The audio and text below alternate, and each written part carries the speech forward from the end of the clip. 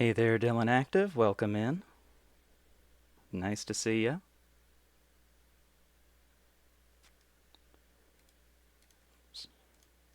There we go. Okay. So, last time we left off at Gerudo Canyon Pass. And we'll be making our way through that environment. I'm not going to be able to access any heat-resistant gear until making it to the oasis. Oh. There's been some abnormal weather beyond this point. Blazing heat during the day, freezing cold at night. It's dangerous to be in the area, though you can take some precautions to prepare yourself. To that end, I'm going to ask you a few questions to make sure you can handle yourself. If you aren't able to answer my questions, I will not let you pass. Oh.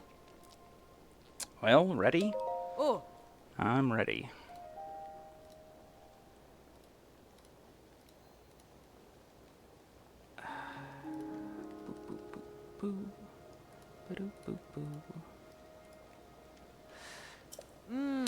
Question number 1. How can you best warm up when it's cold? Correct, but the first question is the easiest one. The second question is a bit more difficult, so pay attention. When it's very hot out, where should you go to cool off? Oh. That's exactly right. I'm glad that you appear to have some survival skills. By the way, dousing yourself in water would also be a good way to cool off in the blazing heat. Keep that in mind. Okay, question number 3 is very important and more difficult than the last two. What cooking ingredient is effective at fending off high temperatures? Oh. Exactly right. I'm impressed. Many have had trouble with that question. Last question. Where in Gerudo Canyon would you go to avoid being affected by the extreme temperatures day or night? Alright, you pass. With so much knowledge at your disposal, I'm sure you'll be fine out there. Oh, and you can take this with you too. You can cool yourself down temporarily if you split one of these with a weapon and stand in the resulting spray. You may pass, but be careful out there. Well, I believe that there's also a chest hidden in the rubble over here.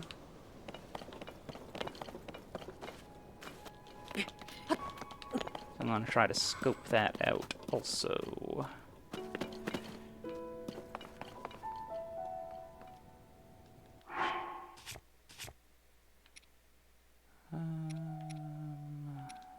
Boo boo.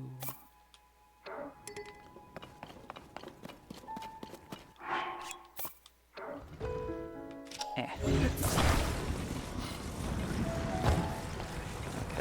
stick that there, and take out a stake.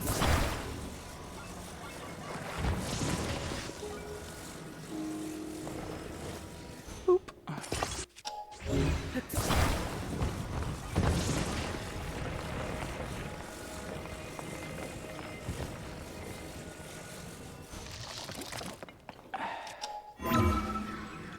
Pretty sure that's where I need to be.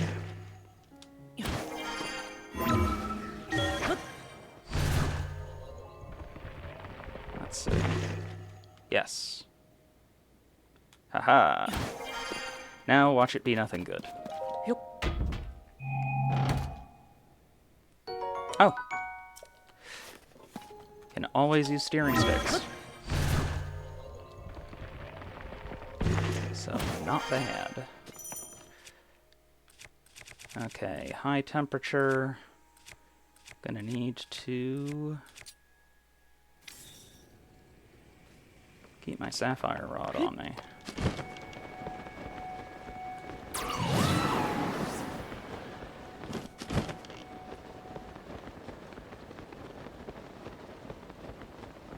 Actually, try to position myself over here.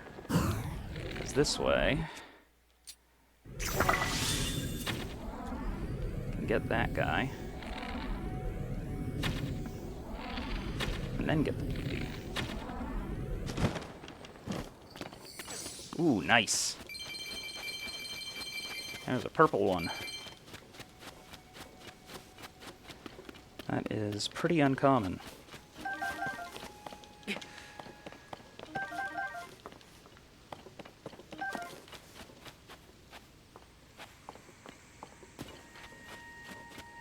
Seem to remember there being some enemies that were lurking in here, but maybe I'm remembering incorrectly. Okay, I guess not.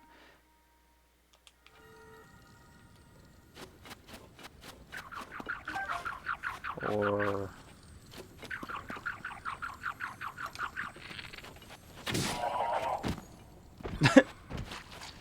Just drop it on this guy's head.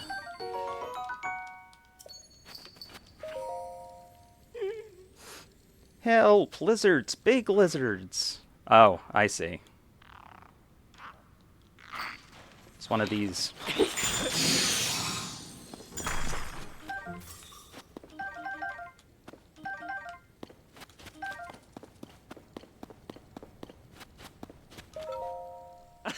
Wow, you're strong. Whew, you might think I'm a hopeless coward, and you wouldn't be entirely wrong, but I'm also a bodyguard. I'm traveling with my friends, but we got separated. Then I saw those monsters, and I completely froze up. Don't tell anyone, okay? I better get going. My friends will surely feel safer with a fearless bodyguard by their side. Heh. See ya. Are you going to see Baby Riju? Not immediately, at least. It won't take me too long to end up getting over to her, but the first thing that I was planning on tackling was going to be the Yiga hideout. But I will be doing the... Oh. Did I just not smash that? I guess I didn't.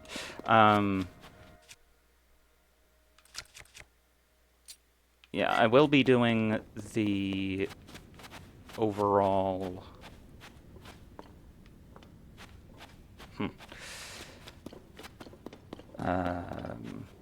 Gerudo quest line relatively soon. Just haven't gotten to it quite yet, and have a few things that I plan on crossing off the list before I do.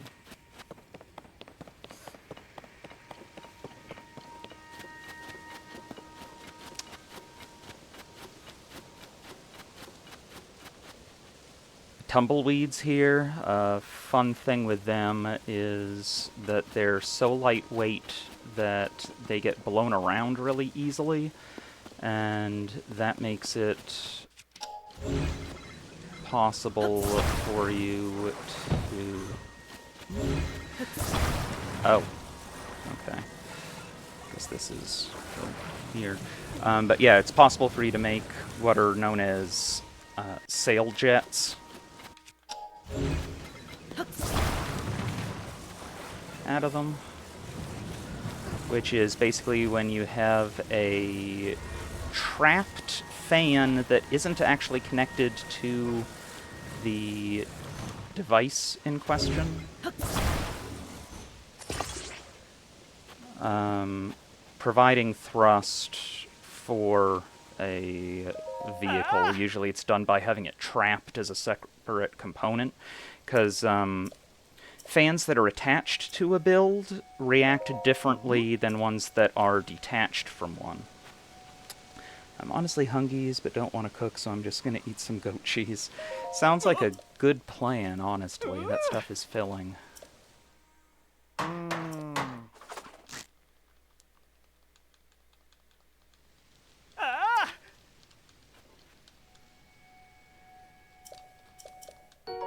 Alright, let's see what kind of a rice ball he gives us. Oh, good, heat resistance. Marvelous.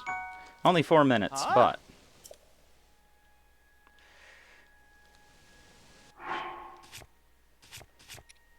And it's still something.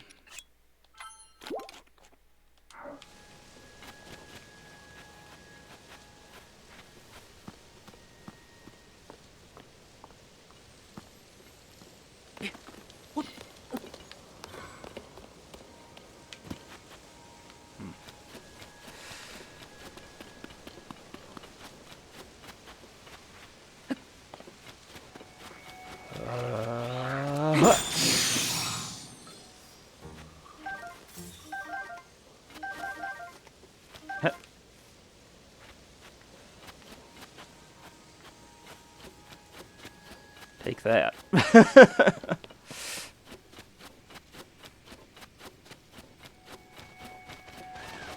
That is kind of the fun thing about the elemental Lizalfos is the fire and ice ones are just so easy to take out.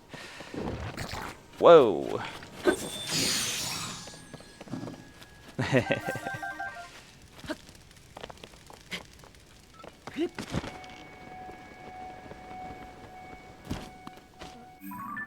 Wait a minute, I just went the wrong way.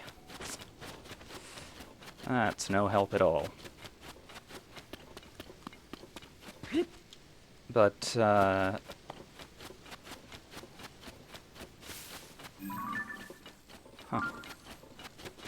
That's kind of interesting. It just respawned the chew jelly on the shield. So, fun fact, changing elemental states for chew jelly makes it detach from stuff, and that is sometimes used as a mechanism in certain builds. I have personally used it for making rocket launching builds in the past. It does quite a nice job for.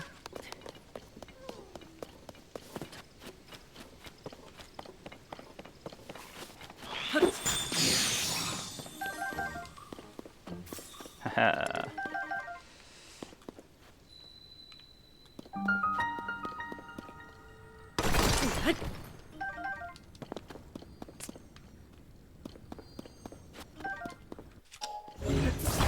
Ah, yes.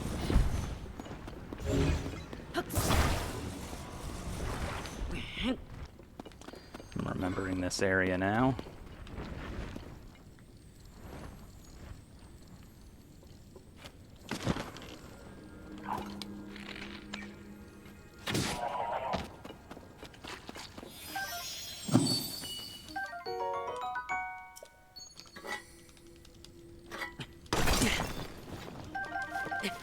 Nice.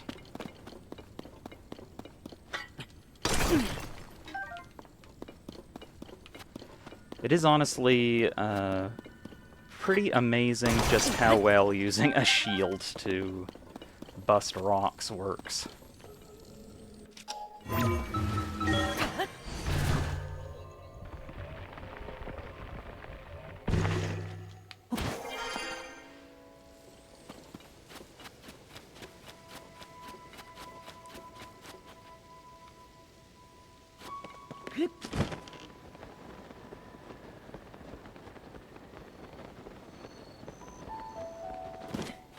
Alright, where's this little guy need to go?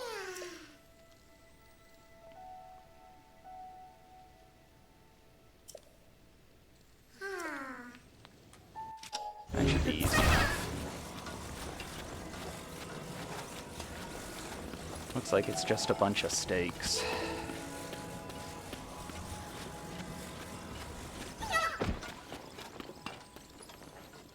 Didn't give us any platforms, though.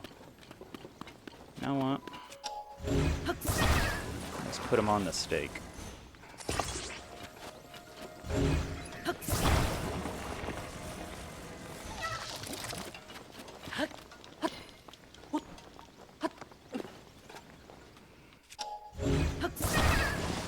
Oops. Woo.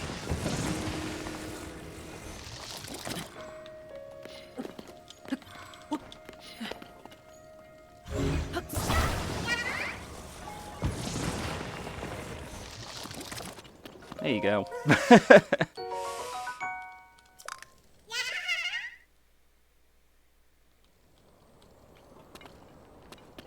Easy. Let's see. So yeah, looks like that's the direction that I ultimately need to head, but let's see what this fire is.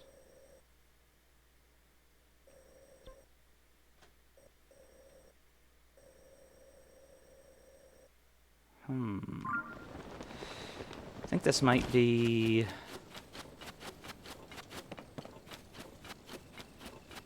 a case of a crystal escort.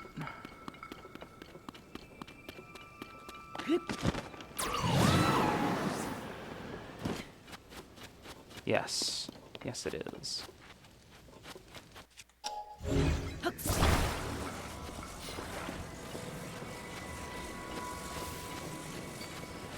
Hey, Lord Great. Nice to see ya.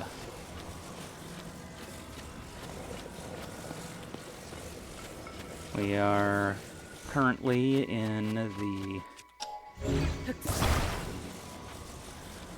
middle of the Gerudo Canyon Pass.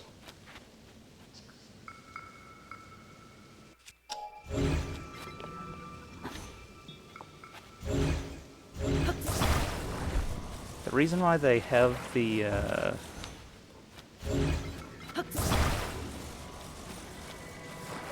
control stick facing that way is frankly baffling.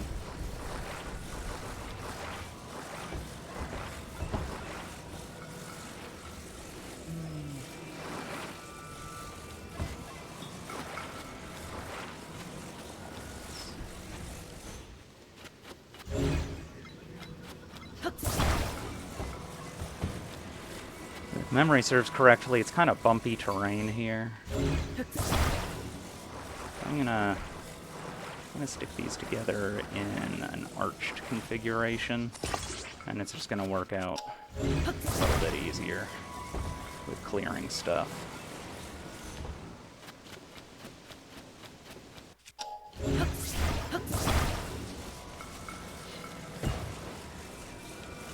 Also, I should probably actually activate this one, just so that I have the beam. I don't think it's too difficult to work out, but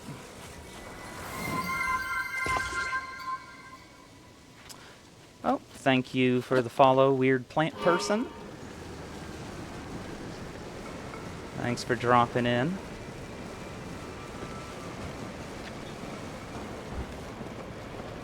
So for anybody not previously familiar with this challenge run,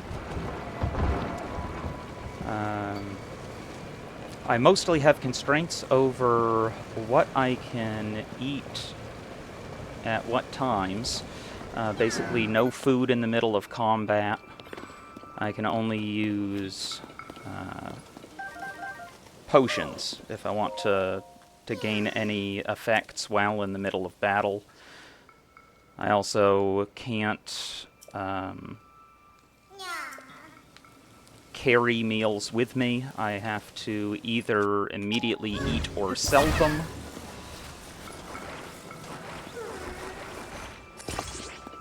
But then also we're not doing any fast travel, and just the single starting battery cell.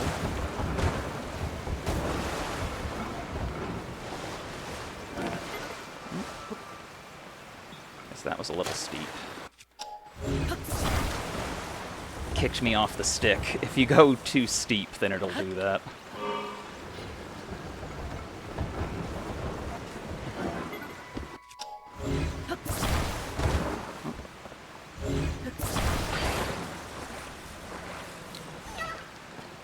But, yes, also, if I'm doing any sort of climbing or gliding, my hands have to be free, which means that I have to either let go of the wall or the glider.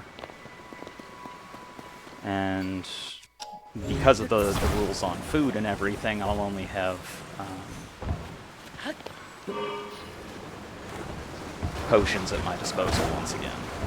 So the idea was to do sort of a master mode that Nintendo didn't give us, to make a lot of the underutilized items more useful, and to make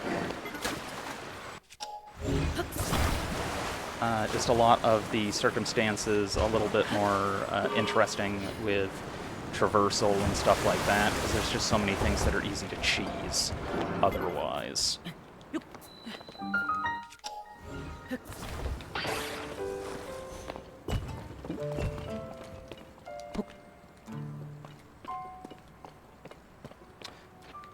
Are you going to complete the Koroks too? Probably not on this file, I'm guessing. I did do all of the Koroks in Breath of the Wild. And it honestly wasn't as bad as a lot of people make it out to be. It took me about a week of doing, like an hour or two every night. And I would just put on a podcast or something and listen to it while I ran around doing them one by one, zone by zone. But I just get the feeling that that's probably not something that a lot of people would be interested in watching. So, on this particular file, I probably won't do it. But I do plan on eventually getting around to it on my main file. I would do that in Breath of the Wild, but for sure not in Tears of the Kingdom. Yeah, there's even more, and a lot of them are a little bit more involved.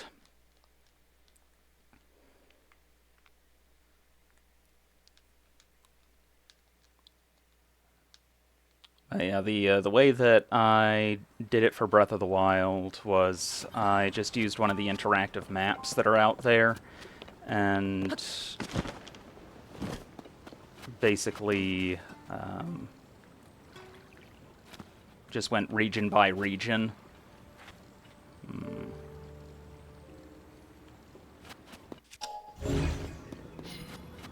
can see what they're trying to do. Not going to use these wimpy boards, though. I got something better. Let's see. So I'll need a small wheel out. Oh, and a light.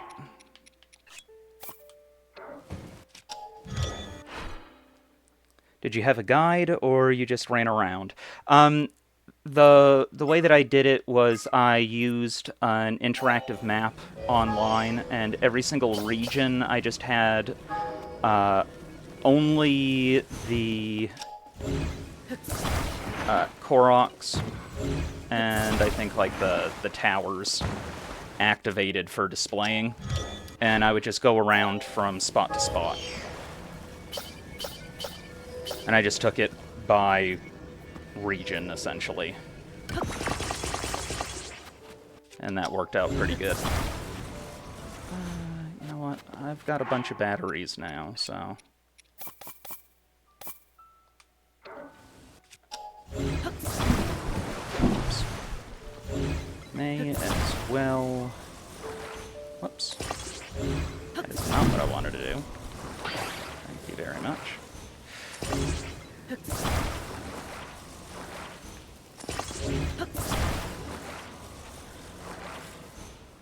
There we go.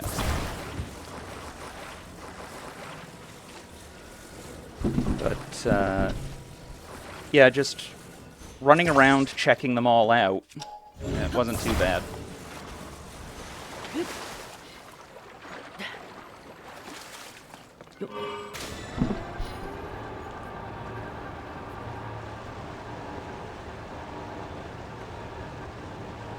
Okay. Now the shallow water is the reason why I have it up on top instead of underneath the water. Underneath the water ends up giving a better battery efficiency. But it also gives you potential clearance issues. Oop.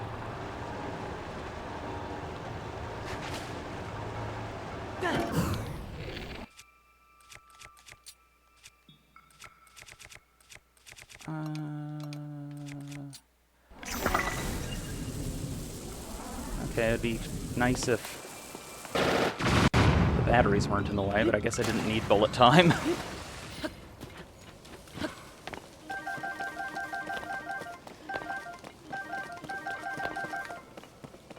It's kind of funny how Keese eyeballs were practically useless in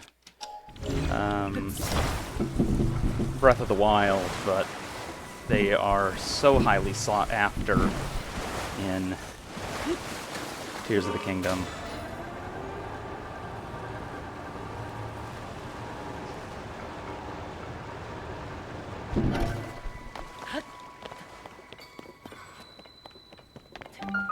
Oh boy.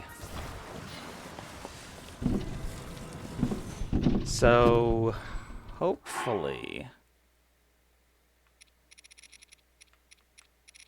what I can do here is take the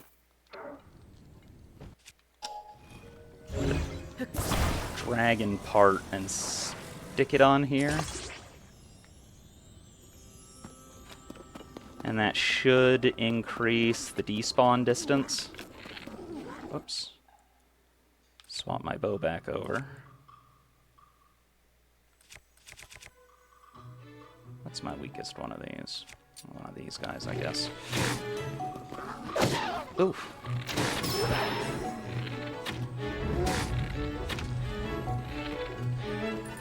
Ah. Get down here, you. There we go.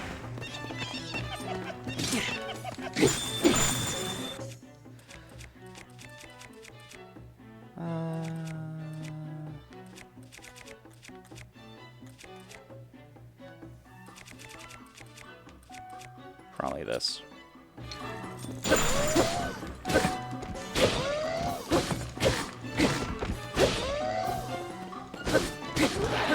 There.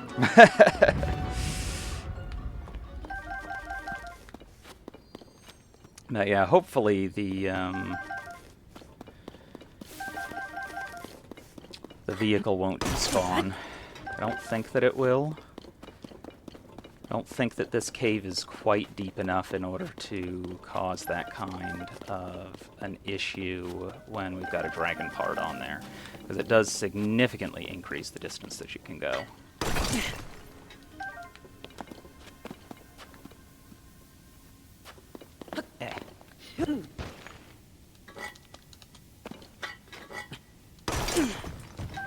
Nice.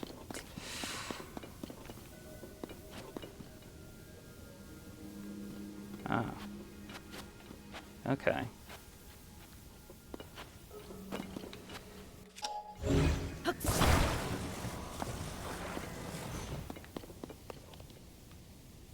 So...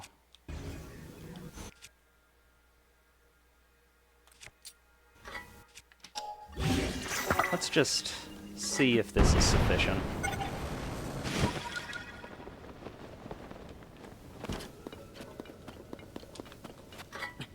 Oops.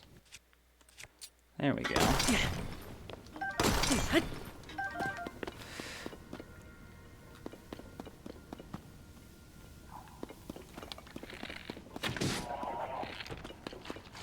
Got him. That was mostly what I was after, is I just don't like to leave the bubble frogs, if at all possible. Is that enough in order to... yes. That was enough to get that section.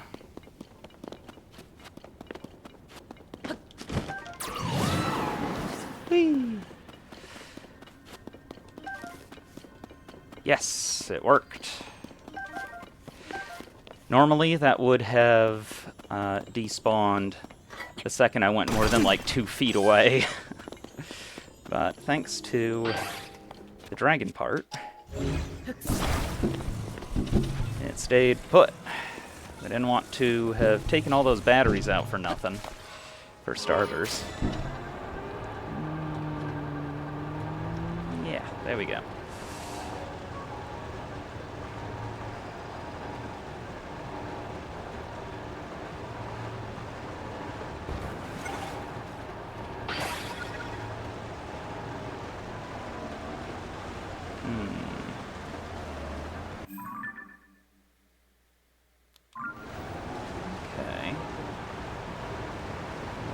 kind of ends here.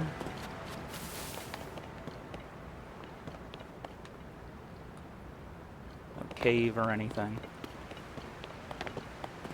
Alright. Guess I didn't need that many batteries.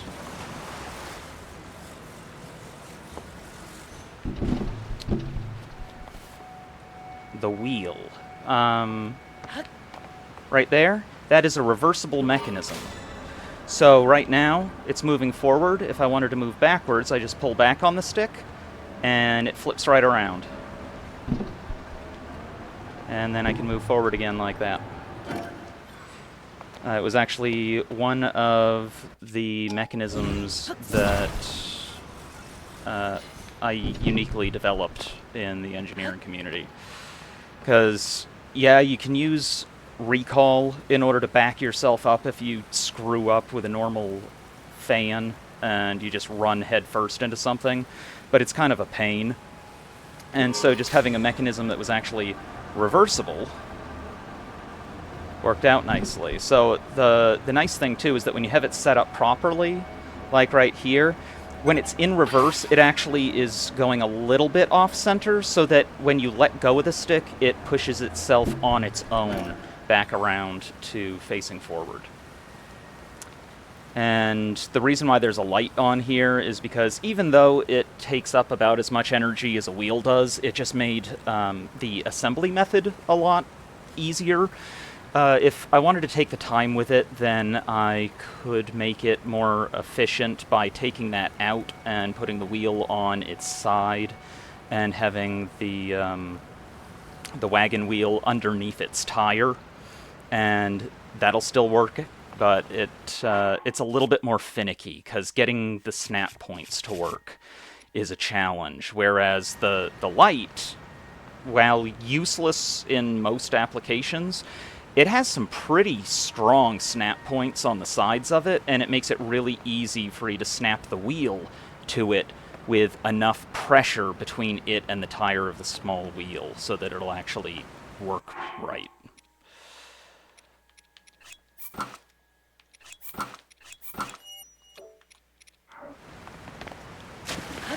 Alright, I guess we'll swim up here.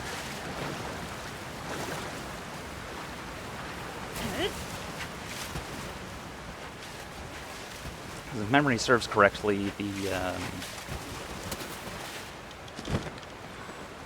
Blade Master is in this neck of the woods also. Oop.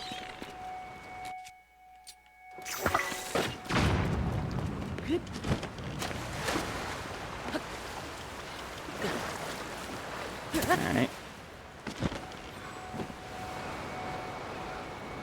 Guess that's me going back down for a second.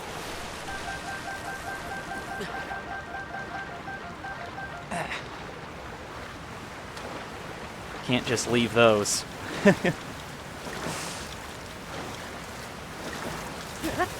But yeah, the foam boards also are really nice, not just for their extreme buoyancy, but also their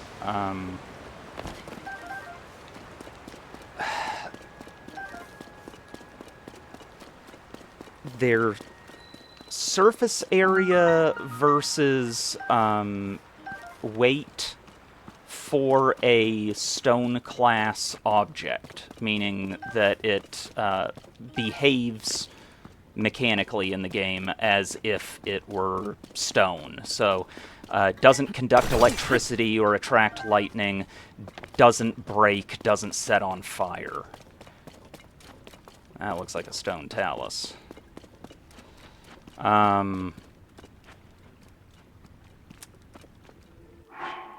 I've learned so many tricks from watching your streams. Thanks.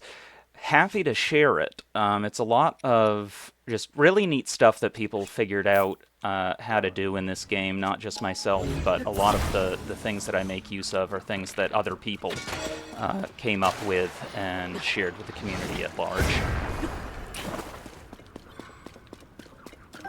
So it's just one of the things that I wanted to do with this run was just take advantage of as many of those little bits of knowledge as I could, because when you've got like all of the sort of cheesable exploits already in the game and everything, once you throw in all of the engineering on top of it, then I don't know, it's just too easy, I guess. Had to leave for a sec. I'm back. Nice to see you back. Just in time to see us take on this Talus.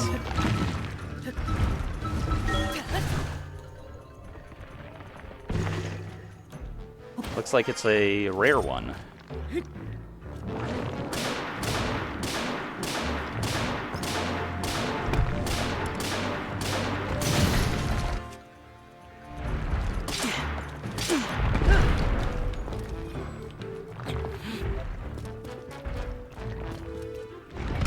Oops. I was supposed to... Okay. Just didn't react quite fast enough. Normally what I would do is, there we go. I would normally recall those thrown fists back at it.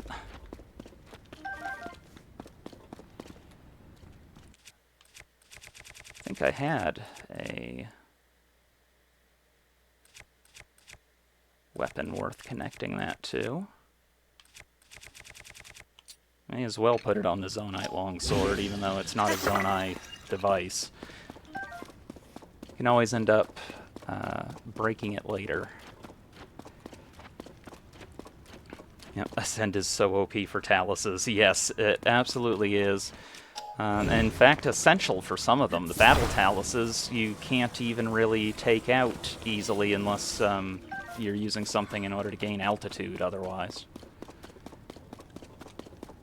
What I think is really funny is just the fact that you can use Ascend, I believe, on Hinoxes, which is awful to think.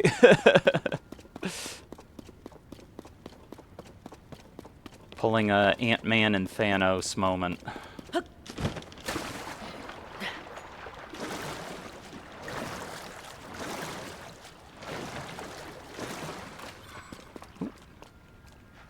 Not another hardy lizard. Those are essential little guys. Because of the way that I have to rely on potions for healing, really my only options for those, other than fairies, which, you know, obviously you can make fairy tonics out of them, or just let them revive you once you've tanked a shot, is making hardy elixirs. Like, there's a few different energizing elixirs, or sometimes when you get a critical on other kinds, like the hasty elixirs, you'll get a weak healing bonus out of them.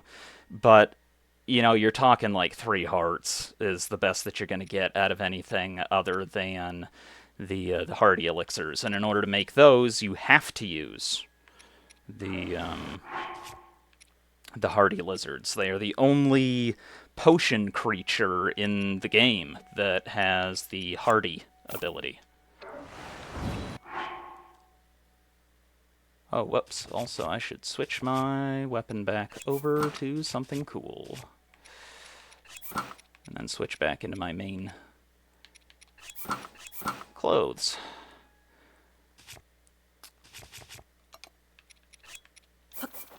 Yeah, for straight up healing, it's kind of hard to go wrong with the good old stewed tomatoes. Simmered tomatoes, I guess they call them. It's just kind of a quick, brainless way in order to put together a good healing dish. Whoa, hi there. Yeah, you got this tool one? Yeah, thank you. I'm actually a little low on electric chew jelly. And now, of course, you can convert chew jelly types, but that just involves having to actually bother. And I rather enjoy just not having to in the first place.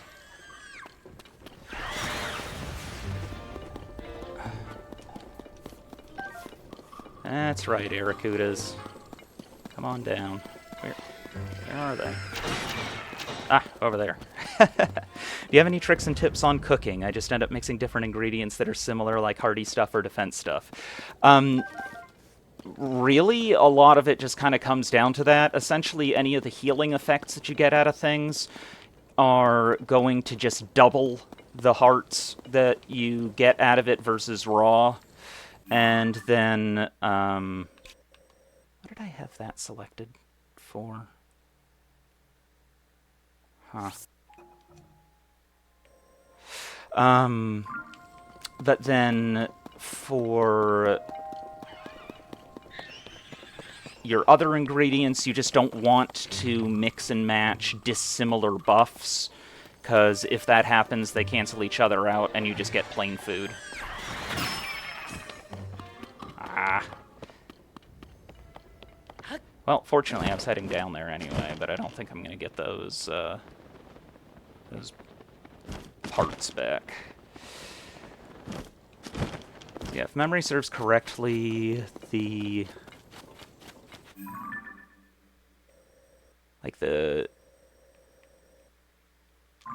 Yiga hideout is like under here for the Blade Master. Yes. As you can see, there's the little froggy.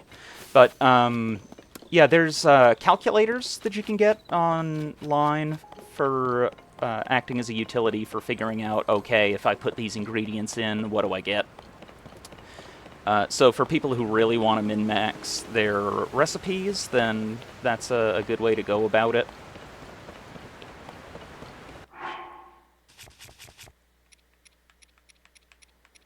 But for the most part, I usually end up with a large enough abundance of ingredients that I just kind of don't bother for the most part. It's just sort of, okay, let's make a bunch of stuff and just chow down on it until we've got what we need.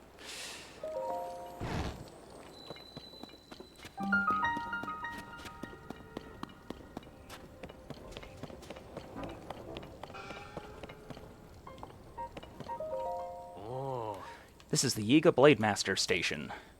It's where Yiga Blade Masters are made and unmade. You braved the elements to take this first step. That speaks well of your passion to become a Blade Master. But my exam is more rigorous still. Do you have it within you to succeed? Will you try and give it your all? Oh, wonderful. Well then.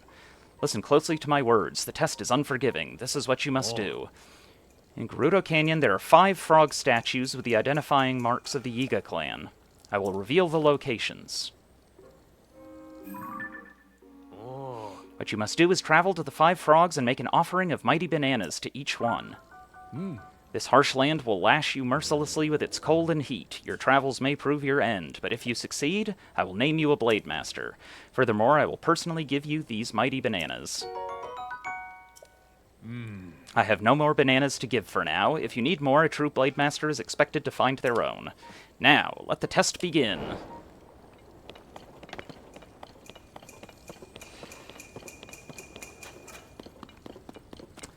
This is also usually the first location where... I love how they have a little caricature of Link on the back of the door right next to the peephole so that they can look out and see if it's you.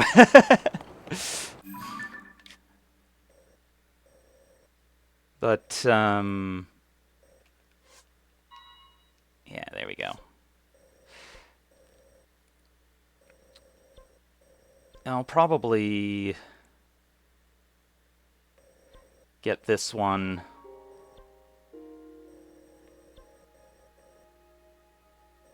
Then this one, then this one, then this one, then hop down to this one, I think. Probably the most straightforward. But, Yeah, when it comes to the meals and everything, another good thing to keep in mind is during the like particle effects of. Oh, okay. Guess that's down here. There we go. During the particle effects of a blood moon, so like right at the beginning and at the end of it, any cooking that you do ends up giving you an automatic critical. I honestly think your channel is my favorite. I learned so much, and you are very engaging. Well, thank you very much. That's a big honor. But yeah, you'll get an automatic critical success on your cooking if it's done around the time of a blood moon, and then furthermore, if you add a golden apple to whatever it is that you're cooking, it will also guarantee a critical success. Alright, so that one's taken care of.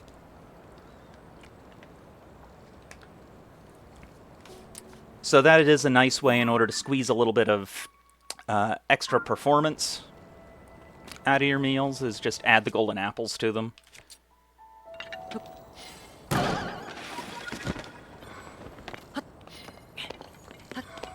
I already had that spring on the shield. The main reason why you would normally use one is for getting bullet time rather than elevation, but I already had it on there from picking it up in the first place, so I was like, might as well use it.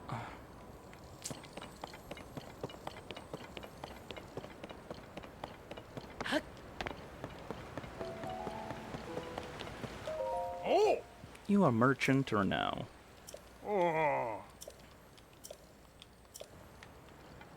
Okay. Apparently not. Yeah, if I go across here and then head right, looks like that'll be the best way to handle it.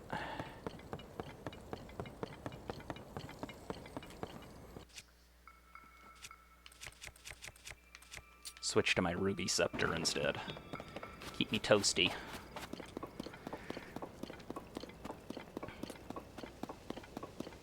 I do like the fact that having a flame or ice weapon on you will impact how warm or cold you are. Let's see. Over this way. I don't talk to strangers, Lamau. I'm always afraid they're going to be one of the banana weirdos. Well, it'll always be humans, at least. Interestingly, the Yiga clan seems to be speciest. They do not have any members that are not human. Either that or just none of the other species in the game want to. Okay, back into my right. Where is it?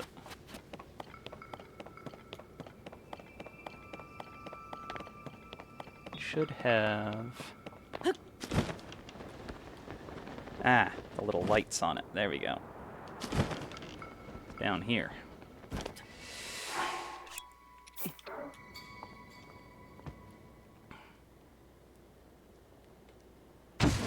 You know, I did notice that. Yes. So, like, any of the Gorons or Gerudo or Zora, you'll be safe with.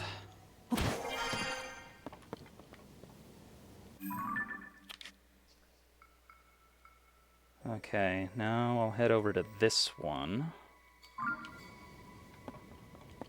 I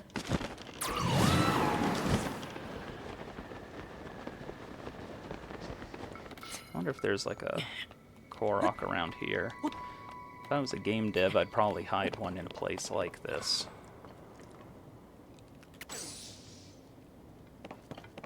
Guess not. Or if there is, I'm just not seeing it, which is always possible too.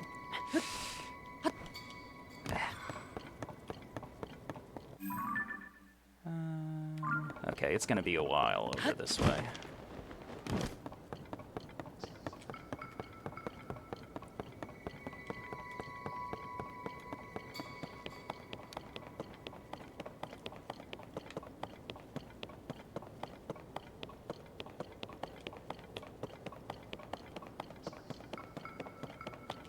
Anything through here? Okay. When there's the multiple layers like that, it can just make trying to figure out exactly what level something is on a little bit tricky.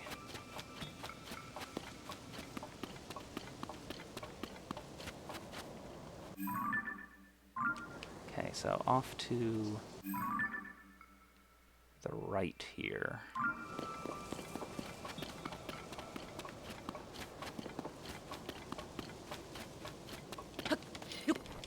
And I suppose I should probably get this shrine and do the stable quest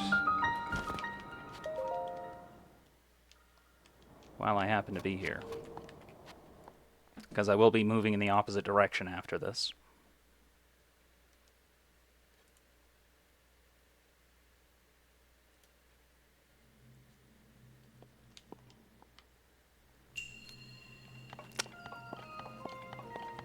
Hidden metal.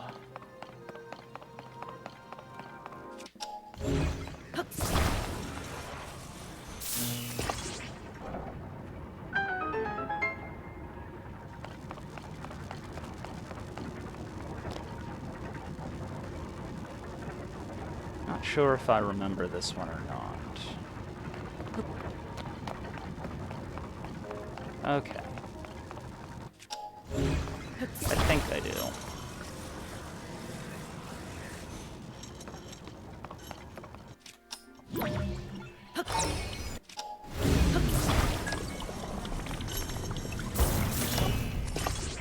Boink.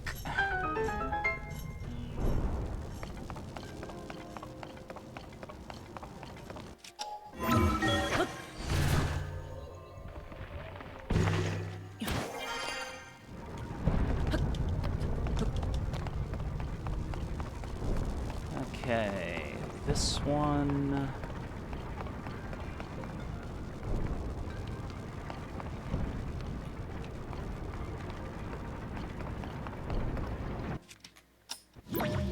I think there's the chest up here. Let's see. Yes. Anything good? Eh.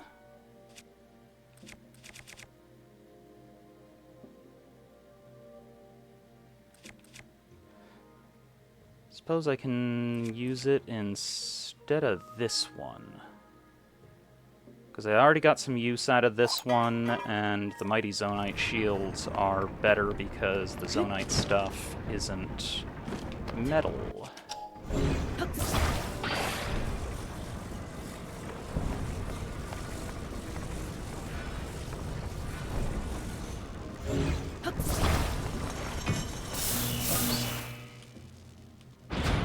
That works.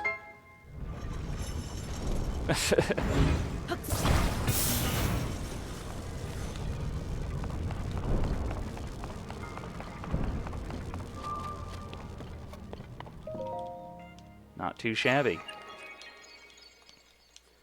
think that gets us up to 8.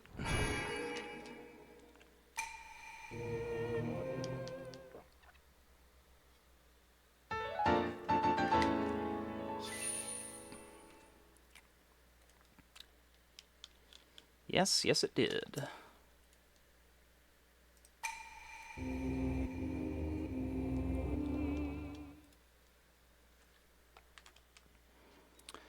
Yeah, the stable quest at this one is a pretty fun one. I have to go down in the well and clear out a bunch of monsters, and then there's like a big stash of different kinds of mushrooms down in there.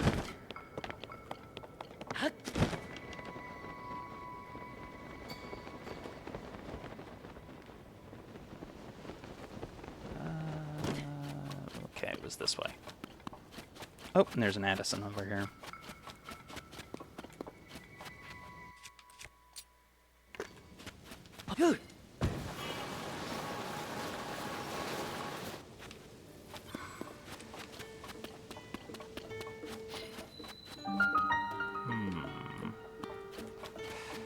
Okay, I see. This is one of the ones where it wants us to use rocks, I think.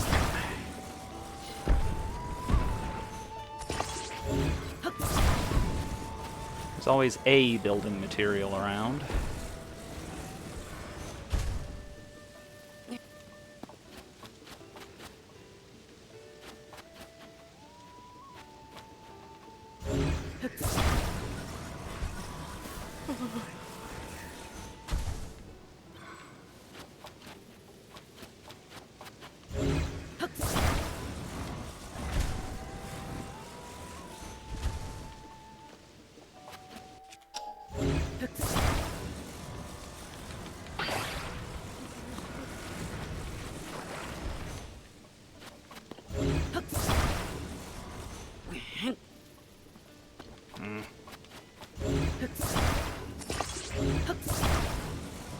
On you cussed things, get in position. Okay, that should do. Done freaking out, Addison? There we go.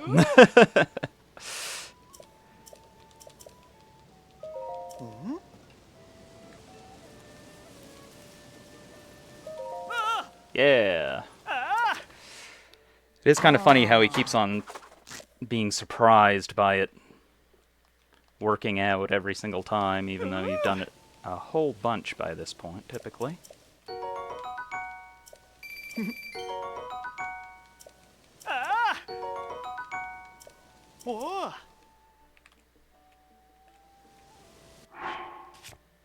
Okay, now per the rules, gotta eat that right away.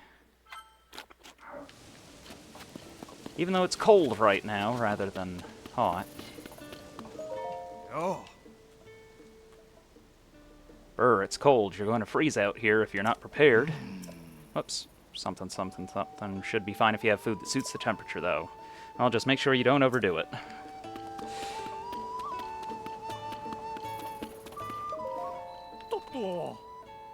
Whoa, ho, ho. Hello there, partner. What's brought you all the way out here? I've heard that visitors stopped coming down to this stable, so this place had to shut down, but here you are. The severe chill around here is nothing to sneeze at, but look at you, kid, strutting around like it's just another day. I've come to this stable because my sources were chirping about a problem with the well here. Actually, they say Princess Zelda caused this problem. She shut down this well and declared it off limits. But without its water, the stable couldn't keep travelers, horses, or the workers refreshed. The well also provided a steady supply of mushrooms to folks here. So why'd the princess want everyone to stay away from it? That's the big question. What we're short on is answers. The owner, who's stuck here, is just as puzzled as anyone else. And I can't weasel down the well to see what she was so concerned about. My wings are too wide. Ugh, I wish there was some way we could get more details, but seems like the deadest of dead ends to me.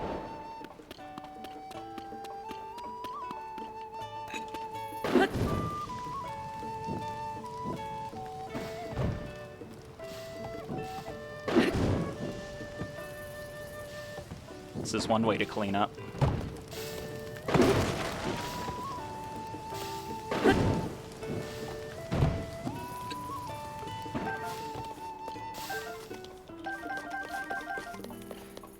I'm gonna have to eat all these baked apples.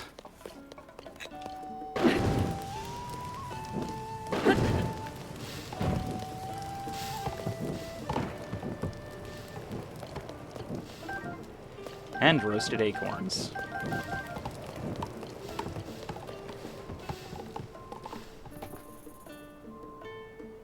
Oh, hang on just a minute. Looks like there's a shipment that just arrived. So, whoops. I will be right back.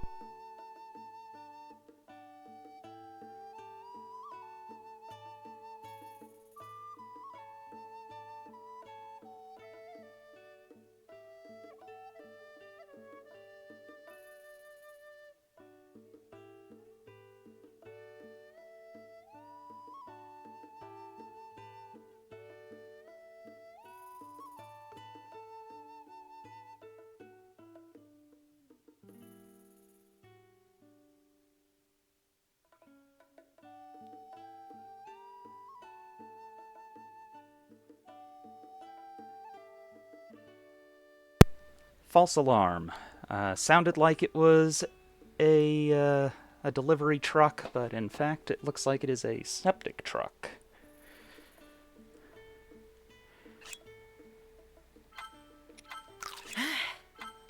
Ugh, getting rid of all of these is going to be a pain.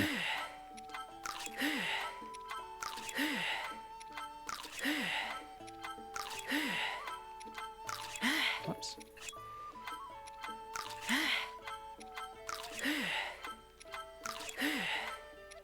So many apples.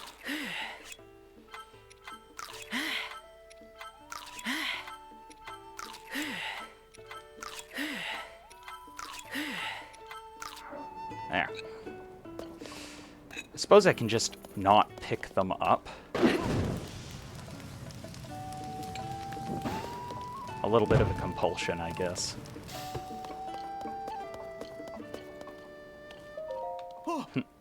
Oh, good job making it in here. You're up and about awfully early. I mean, it's impressive that you came all this way, but the stable's closed its doors for good. Thanks to this extreme weather, almost no one rides through here. We get very few visitors of any sort. Making things worse, Princess Zelda gave the order that everyone had to stay away from our well. But we need that water, not to mention the mushrooms that grow inside it. It's only temporary, it'll help, she said. I'll be right back to fix it, she said, and then she completely abandoned us. Oh, sorry about that. The sadness just gets to me sometimes. Anyway, if you're looking for a place to rest, I recommend Karakara Bazaar. Just head out of here, turn west, keep going for a while, and then you'll find it. It's a bit of a hike, but if you can find some transportation at the desert's entrance, you can get there in no time. Anyway, I'll get back to wait, huh? All that junk is gone? I wasn't sure what you were up to, truth be told, but clearly it was all part of masterfully removing that junk. You saved me, thank you. I sort of let the junk pile build and build until it blocked the entrance, which was a real problem. There's still some work to be done, but thanks to you, I can get out of this place. That said, given that I'm wearing the uniform and this stable's still standing, would you be my final customer? Okay, welcome to Gerudo Canyon Stable. You, sir, have the honor of being the very last guest this stable will ever have. And that dear customer deserves commemoration in the form of 1 pony point. Well, that appears to be the end of my time as a stable hand. It's been a pleasure, sir, and I sincerely hope your journey ahead is a fruitful one. Now then, I still have a little more junk to clear away, so I better get back to it. Thank you again for all your help. Oh, I forgot about those. The Stable Association sent us those frames a while back. They just sort of got buried under all the junk. Let me just take off that wrapping. They're even nicer than I thought. Maybe a little art on the walls would be nice, just so the stable's final days don't have to be so lonely. Thank you for helping with the cleaning. We're closed, so obviously we can't offer you lodging, but you're welcome to shelter from the weather in here. Yep, just stand around passing the time until the weather clears. Come on, Piaf, you could have left at least one bed out. Oh well.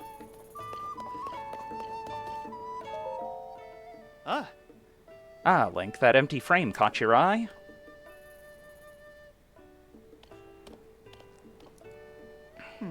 I was so focused on cleaning up, I completely forgot about these frames the Stable Association sent me. I owe this stable a lot. After all the good years it's given me, I'd like to put up something nice so it can go out in style. You know, I heard an interesting story from a Rito traveler who stopped by here once. There's this local attraction nearby, Spectacle Rock. Just check your map. The place is famous. And this traveler told me that while they were flying over Spectacle Rock, they glanced down and saw it smiling. That's what I want to frame. What could be better than sending the stable off with a smile? It's just a shame that I can't fly to capture that view for myself. But if I had even a picture of the smiling Spectacle Rock, I could copy it for the frame and cheer things up in here. Well, I think we'll be going to the top of Spectacle Rock in order to take care of one of those, little locations.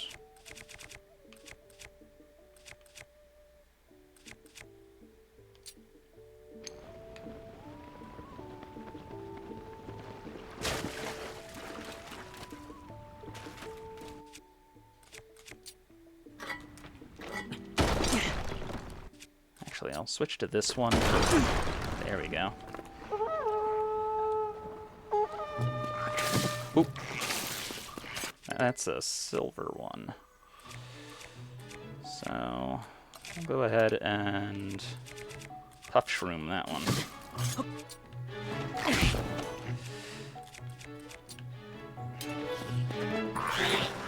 The blue ones I'm not as worried about.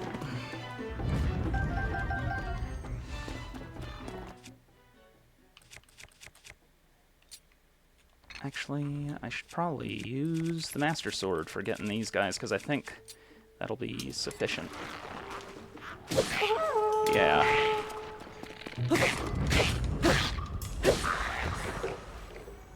Got him. Now, I believe that there is an electric Lizalfos at the top of the slope, where we move up into the next area. Do I have a picture of the soldier's bow? Yes, I do. Okay.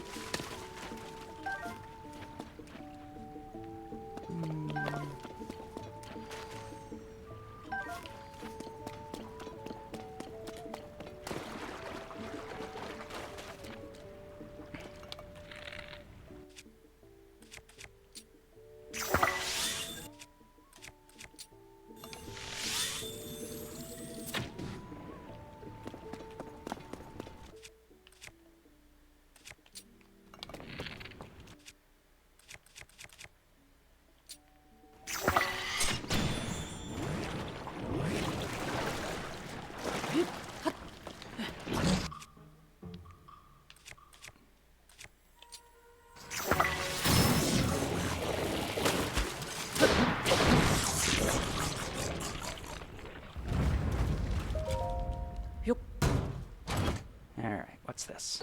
Yes! Gerudo Shield!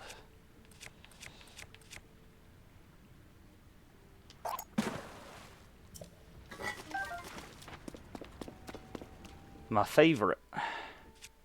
I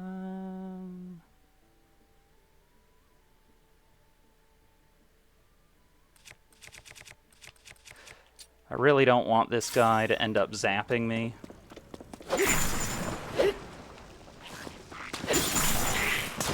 Ah.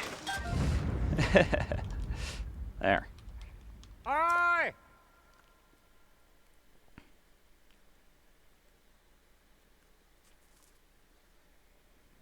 Oh! So, what did you find in the well? So there were a lot of monsters behind that pile of rocks. I can't help thinking the princess knew about that monster den. She must have had a barricade put up to seal away those creatures and protect everyone here. Now, why the princess didn't say so, that's a mystery, but maybe she wanted to keep any panic from spreading. Or maybe it was only a very temporary measure, but then she disappeared. Yep, a little speculation on my part, but that's gotta be the story here. Oh! What do you say? Holds up, right? Our job is to follow the facts, and that's where they take us. We're working together. We've worked together to chase 9 of the stories related to Princess Zelda. You've really gotten the hang of things. You could probably get a full-time job at the paper if you wanted to. Go on and add this to your nest egg, partner. One other thing. We got our bonus from Tracy. Nice, froggy leggings. Any good reporter dresses for the story they're reporting on, you know? This gear lets you cling to walls without slipping, even on rainy days. It'd be pretty cool to wear this while conducting an interview in the rain, don't you think? We needed to make some educated guesses with our story, more than we'd normally do, but I'll stand by this piece. We know our princess, after all. She had to have everyone's safety in mind. I'll get to writing all this up for the paper. You take care of yourself.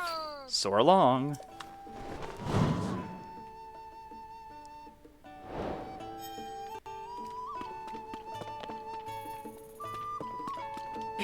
Now I have to jump down there in order to actually get all the mushrooms and stuff. Oh.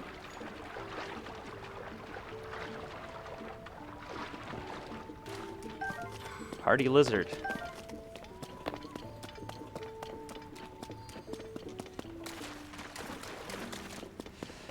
But,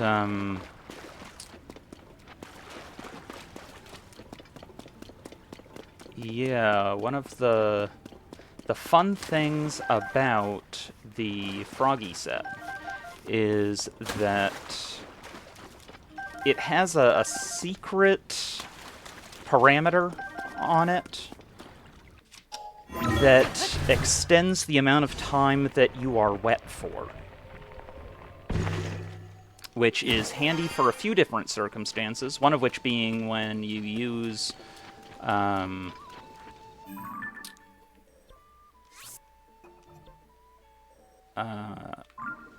water to keep yourself cool, and then another being when you're using Zora weapons for the double damage on them.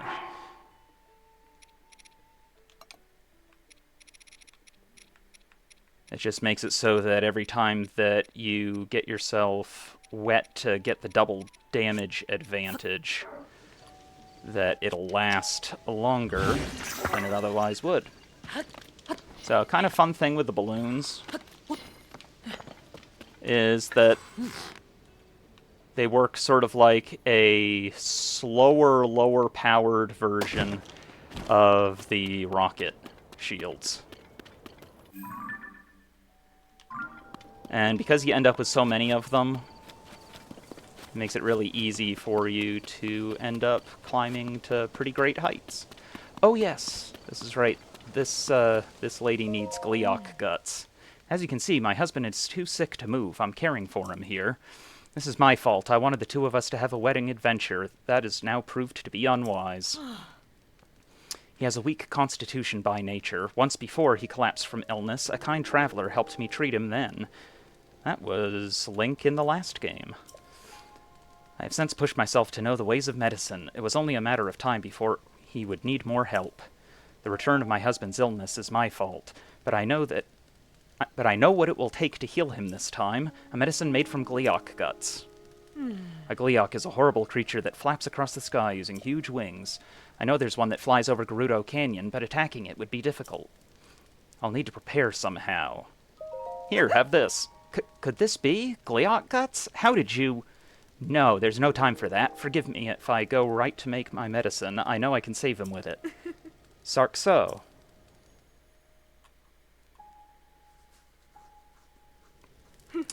He's fully recovered, all because of you. Unbelievable. All of my agony just gone. I've been saved thanks to the medicine my wife made out of gliok guts. And of course, to you. I'm grateful to you for saving my true love from the bottom of my heart. Please, I want you to take this. Gold rupee.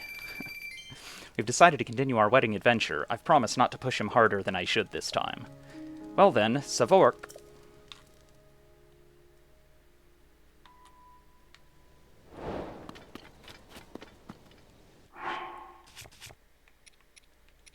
And I still have one. They are a fairly rare drop.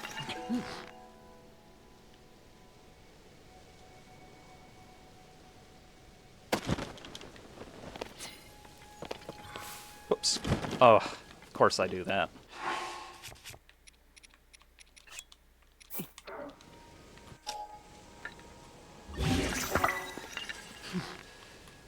Try that again.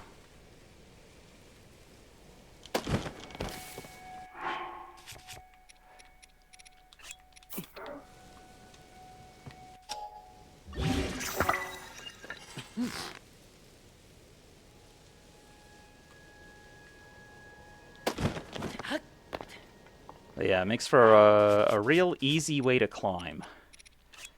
As long as you have intervals at which you're able to rest. But if not, then you just grab onto the wall and at least saves you a little bit of distance.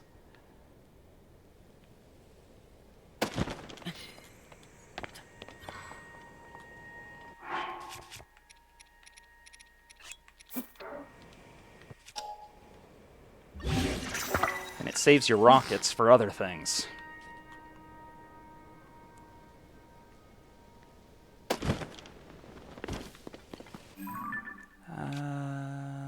Okay. So, cross over this way? Yes. Over here.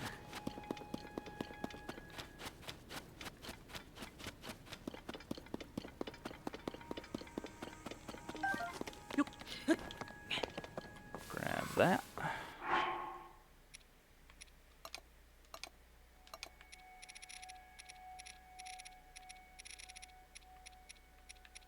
Take out another. And up.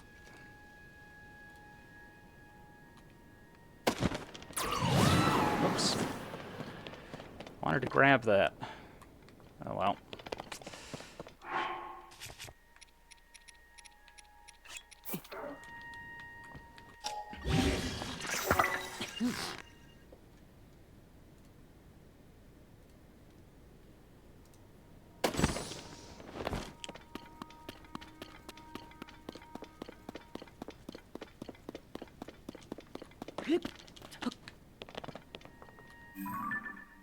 Okay.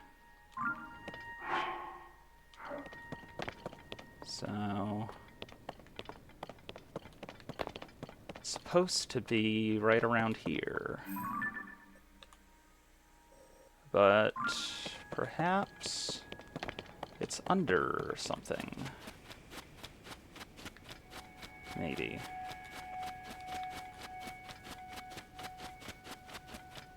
Is there a cave around here? Something like that.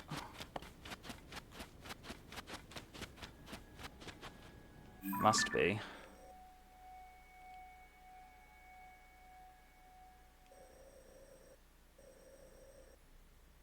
Because I was right there.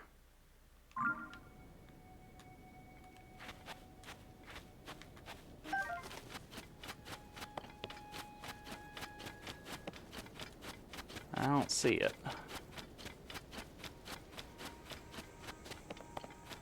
It's got to be somewhere underneath.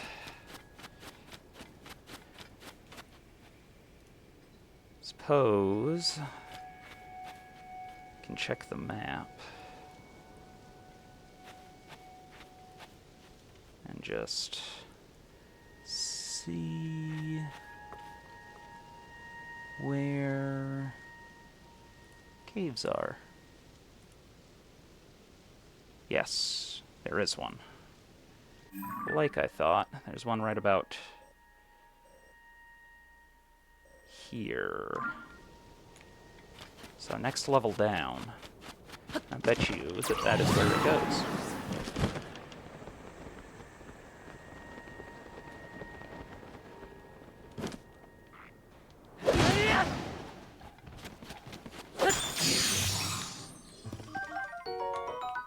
Nice.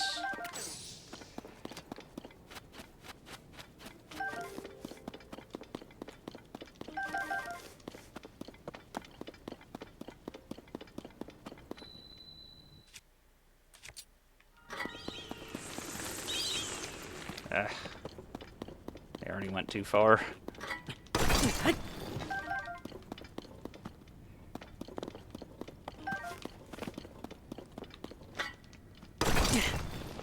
should always be prepared every single time that I go into a cave. It wasn't that time, though.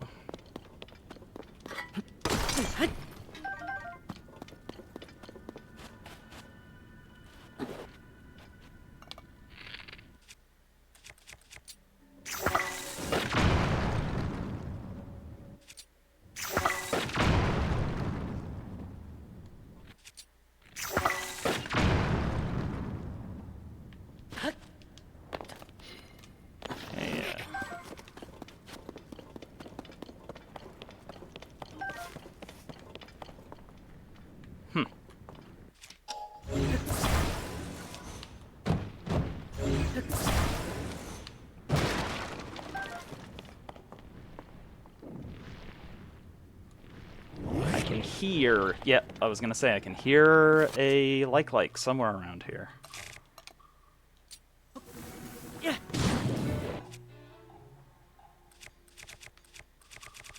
And oops.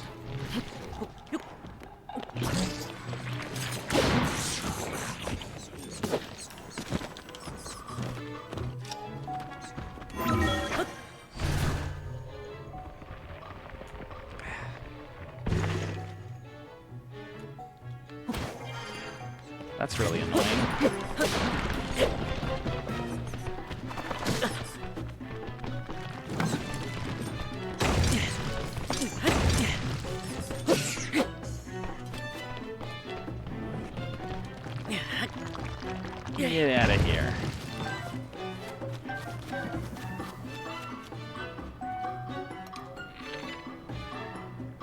Come on, then. Poke that eye out. Don't want to have to waste another fire fruit on you.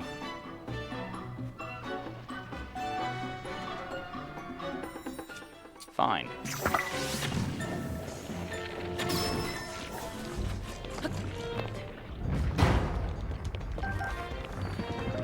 Alright, what do we got? Ooh, Radiant Shield.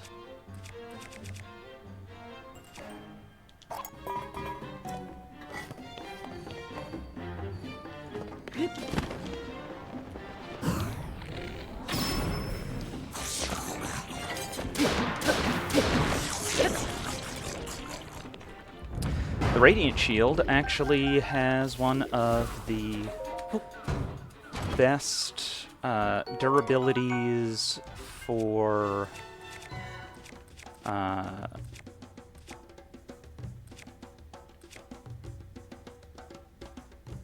the purposes of shield surfing.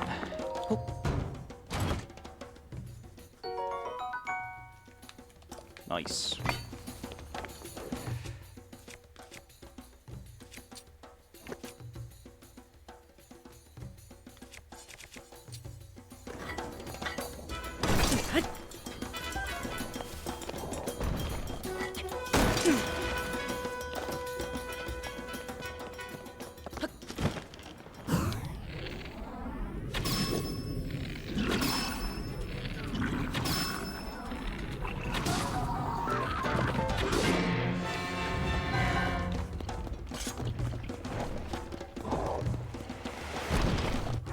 Actually, should probably fuse something to the Master Sword.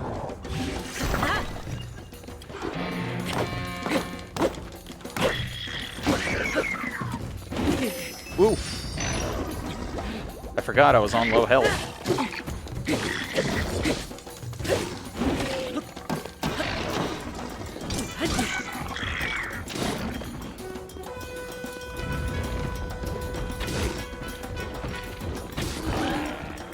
There.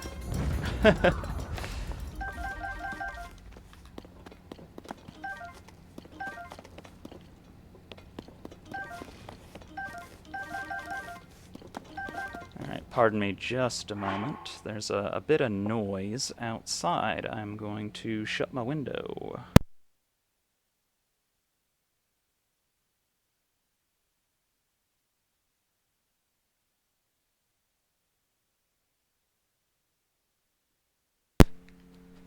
That ought to help a little bit. And I should probably cook a meal instead of just wandering around everywhere with, like, no health.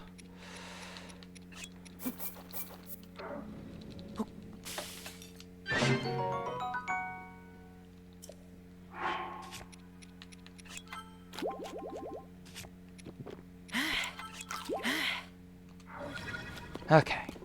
That's better.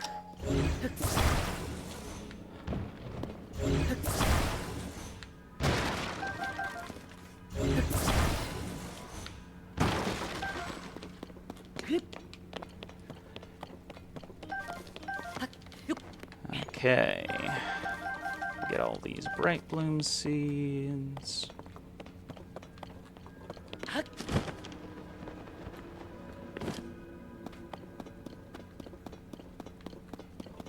And rare ore.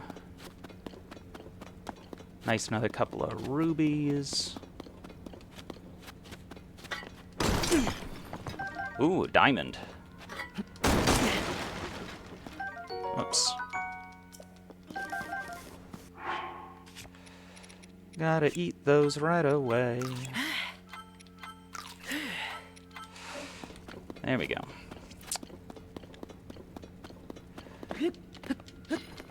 Yeah, the frog, I believe, statue is somewhere here's about. Yeah, right there.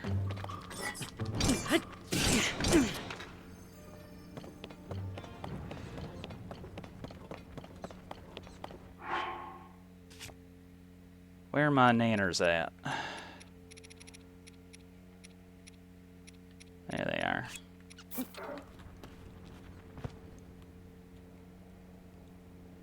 Oh, and a hardy lizard. Ah! Go figure the noise scared it away.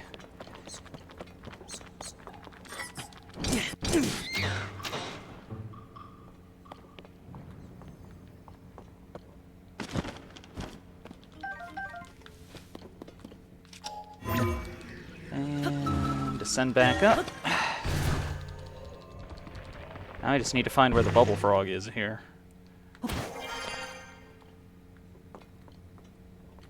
Oh, it's somewhere. Somewhere around here. I think there's like a space maybe over here.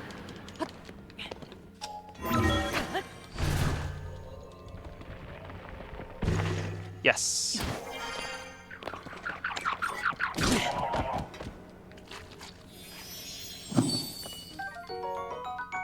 Yeah.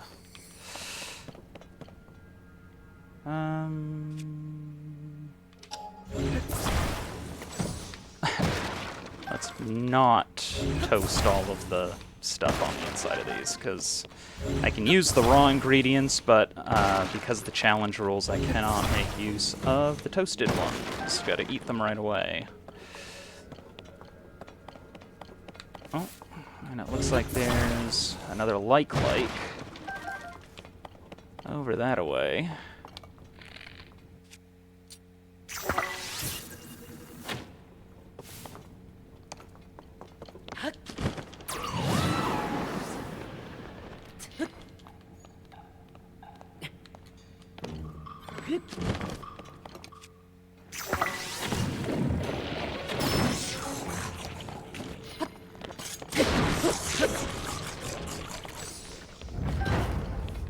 Bonk.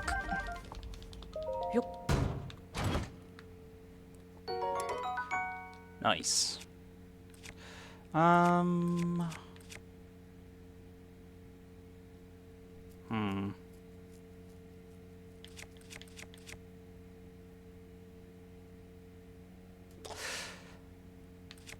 That one's a durability up.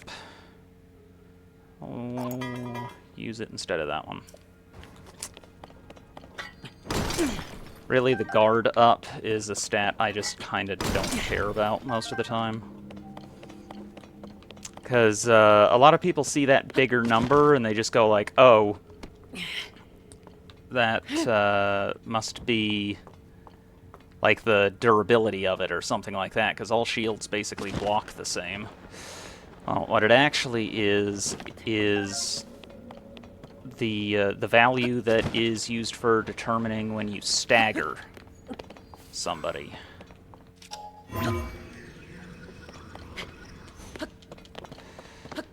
Because depending on the particular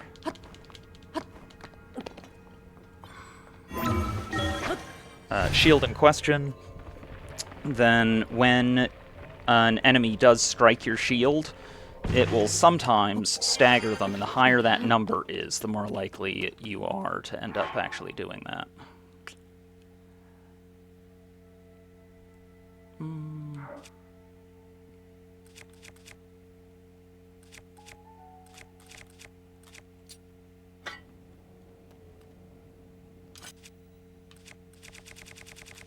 And I'll switch back to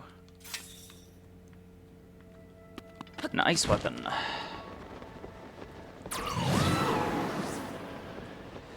So now we get to go up the mountain. Actually, probably the easiest way to go about that is going to be putting together one of the little spring rocket combos.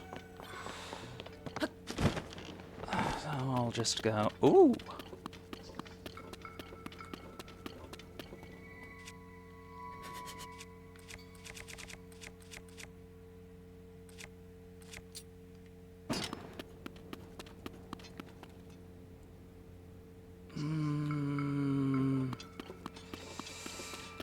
I'm not going to go after it right now. It's fine. Oops, there we go.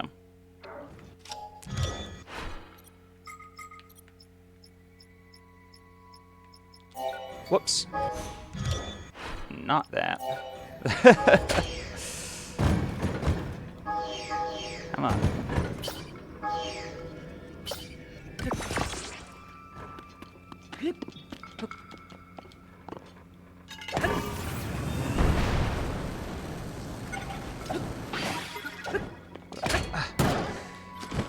Okay.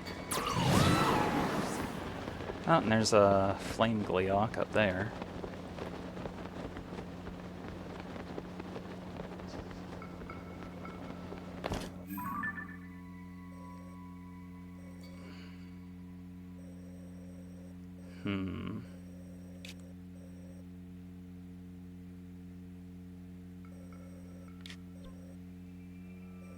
Not really sure what it means about Spectacle Rock smiling.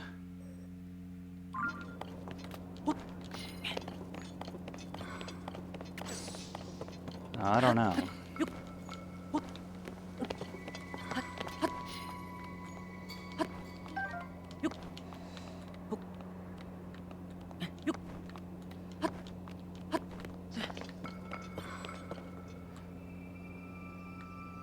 Actually, something that I just realized, I don't think I know what ends up happening if I do a spring combo and then use a balloon. Woo. Come on.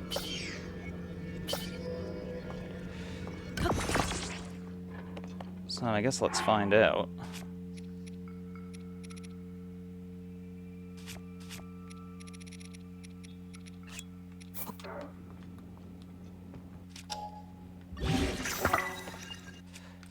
And swap over to the Master Sword.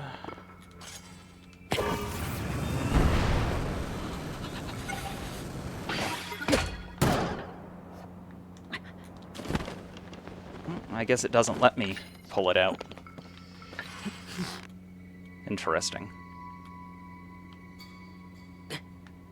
I do need to change my weapon back over to a hot one, though.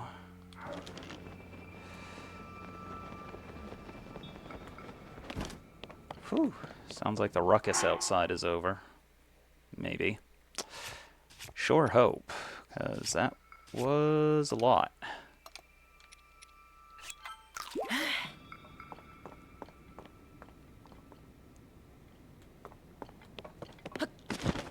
And there is a stone talus here.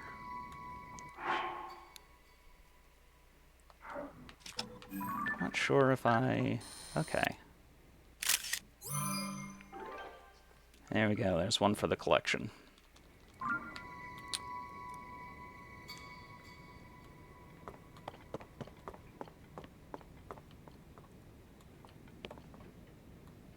I'm trying to get an idea of what it means by the smile. I don't know, maybe there's a, something something up from the tower. So, let's see, what's a... Okay, so I've got this one. That'll work. I'll just put on some cold weather gear.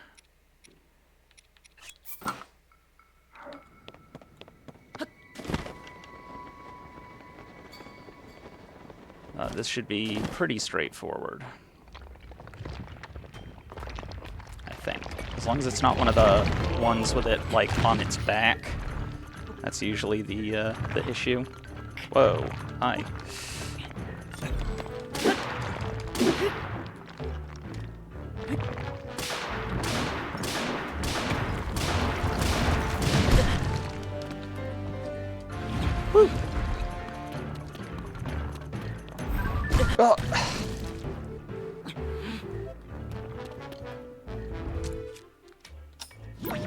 There we go.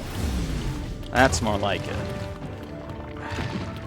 Except it didn't go flying back properly.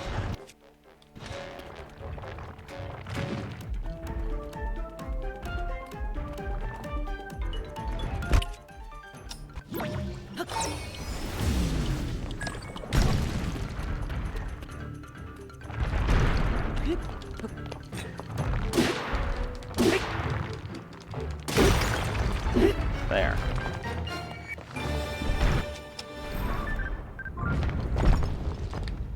Okay.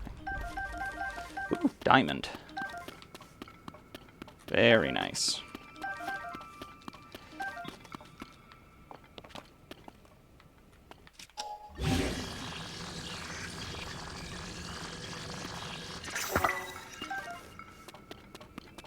Yeah.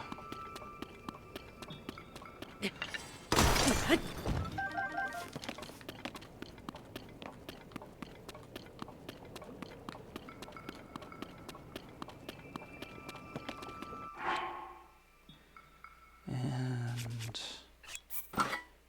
I guess I can equip that. Switch back to my Yiga mask.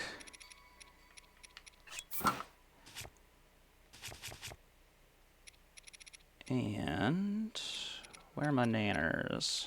There they are. And that should leave us with just one more to get.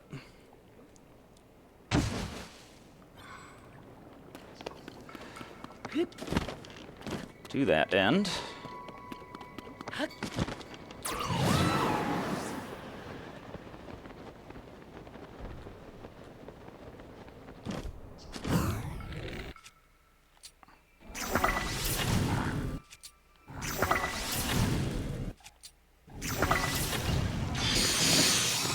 Woohoo!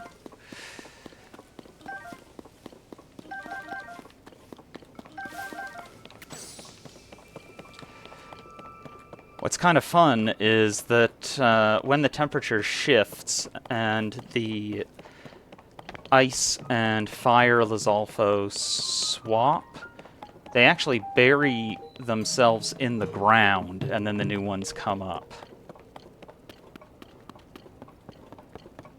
And they remain there under the ground, which means that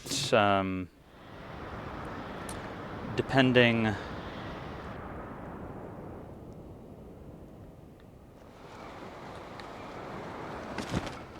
on the weather, like, you can still end up getting a sensor notification for the opposite type, even when there's just the one kind that's present.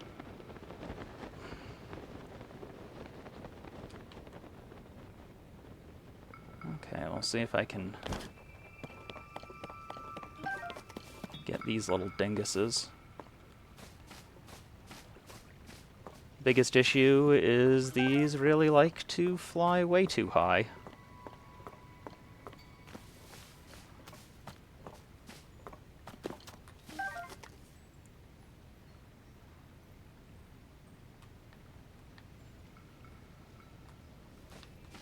Come on. Come on down. Yes. Maybe. No, down. Down here, please.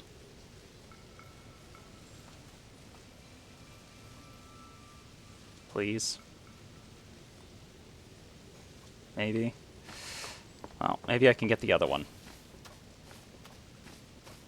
And then maybe by the time that I work my way back over, then it'll be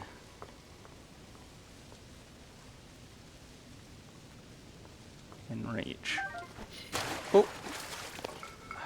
That's one of the things that I hate about these little pawns, is that oftentimes they're like right by the edge, and then you accidentally press A and climb down into the water, and the splash scares them.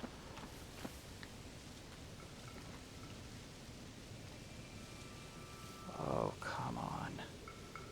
Come on, you. Get down here.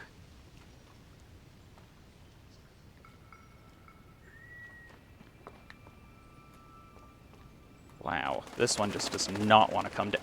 Oh my god. The freaking birds. Don't scare it.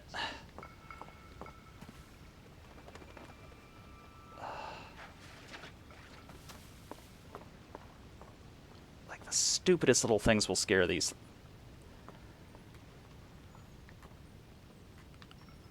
Would you get over here?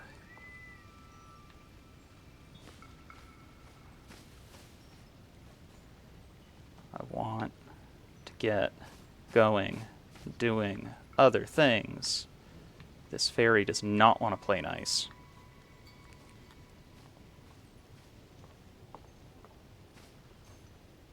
Surely it'll come down sometime. But that time is not yet.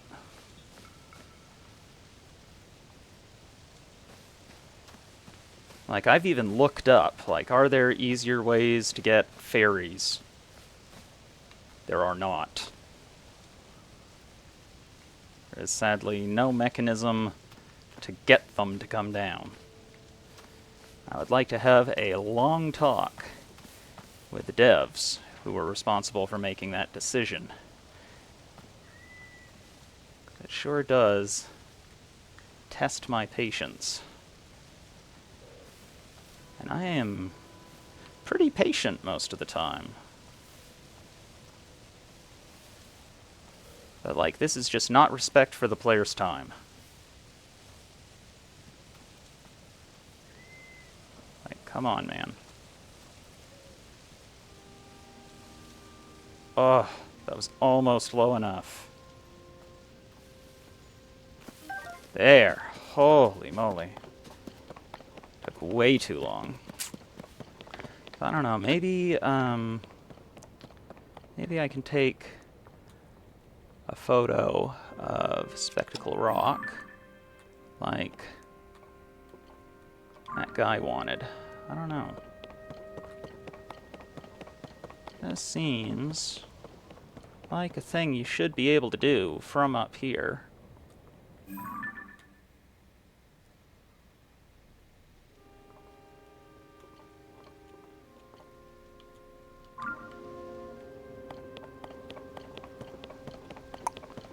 But maybe that's why they gave us one of these.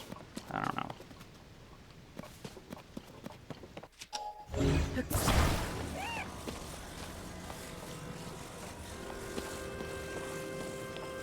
Just go ahead and stick this at a diagonal in order to get a little bit of lift off.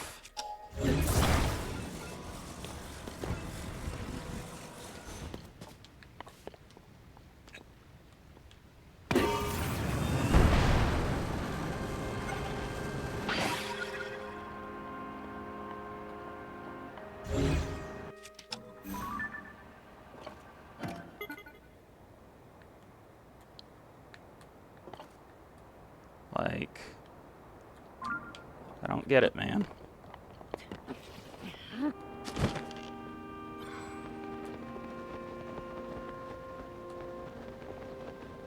How is it smiling?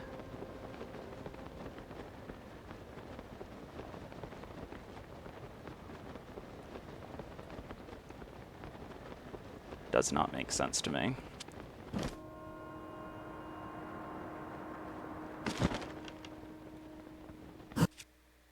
Maybe I can use a hoverstone or something.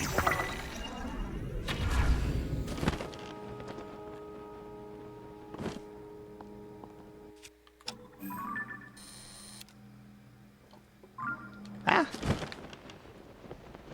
Okay, that didn't work.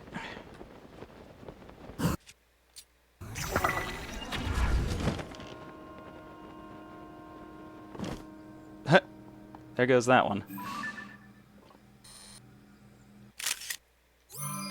I don't know. I'm not sure if that qualifies or not. Oops.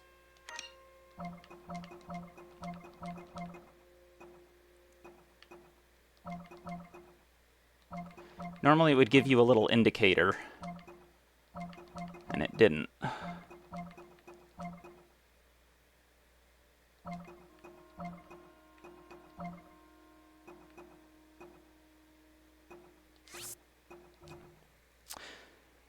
Oh, you remember doing this one, Lord Great?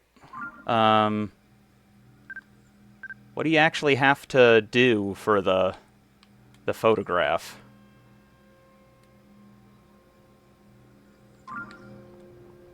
Because I'm not super sure.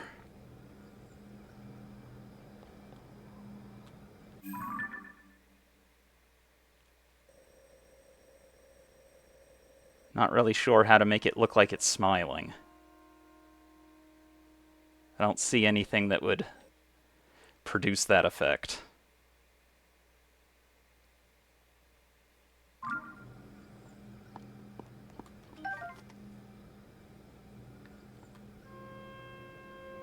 I don't know.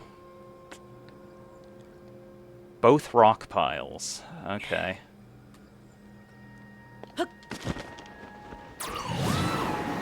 Not sure that I can easily get both of them in frame, but... oh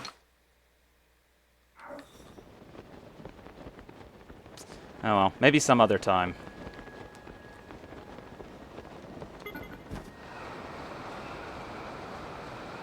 Or perhaps even using this piece of rubble. Bet that would do.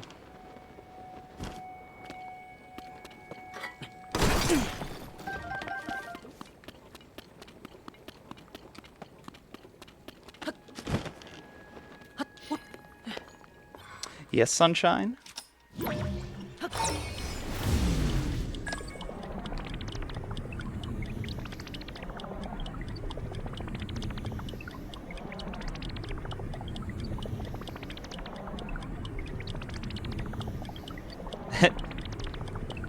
Beanie weenies. Both rock piles for the eyes and the water for the mouth. Huh.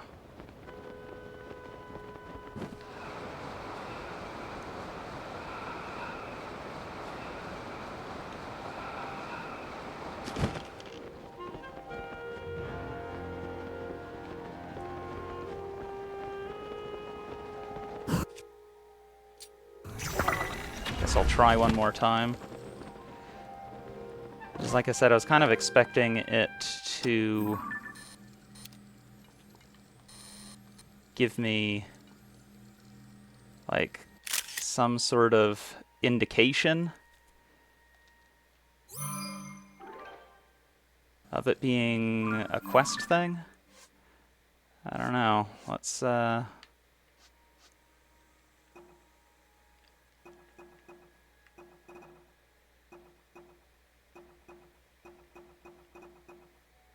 side adventures,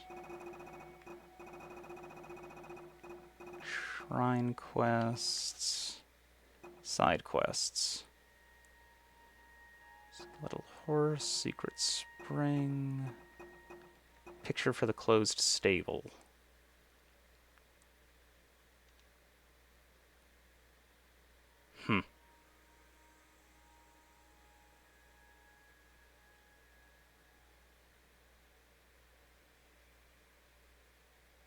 Yeah, it's not giving me any clue. I guess that'll be good enough. Oh, stand on the islands? Okay. Guess I can try that again. I was up there and it wasn't giving me any sort of an indicator.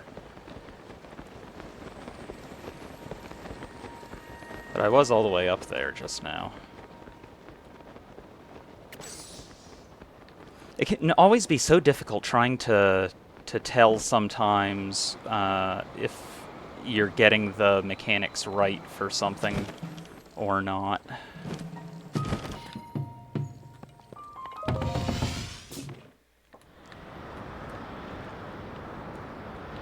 Okay, from East Gerudo Archipelago. Because I was on this location.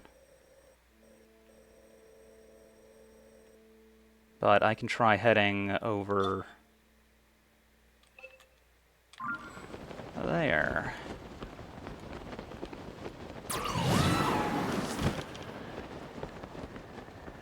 Yeah. I'll give it a shot.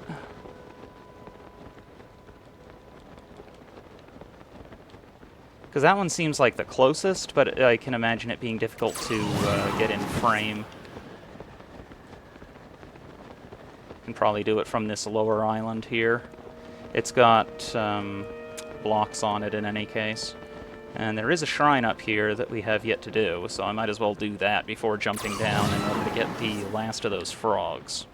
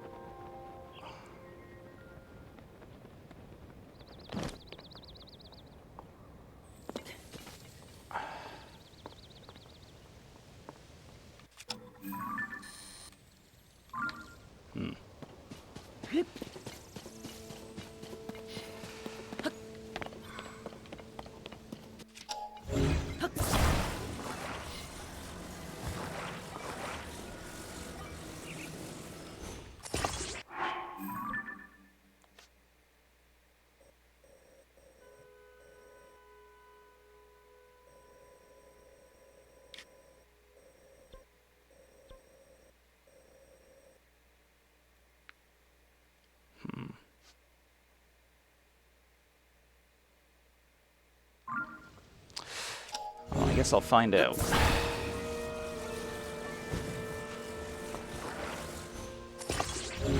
Oops.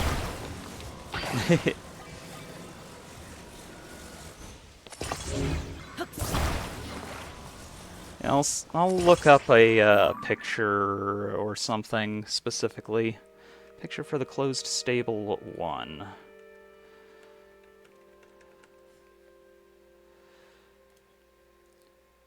It should at least be able to show me exactly where to stand. Yeah, East Gerudo Sky Archipelago, like you said. And then... okay, up on the main body. Okay, I see. There's a piece of sky rubble that makes the smiling face. Yeah. That makes much more sense now. I think that'll be enough in order to get up there. It's not really all that high up.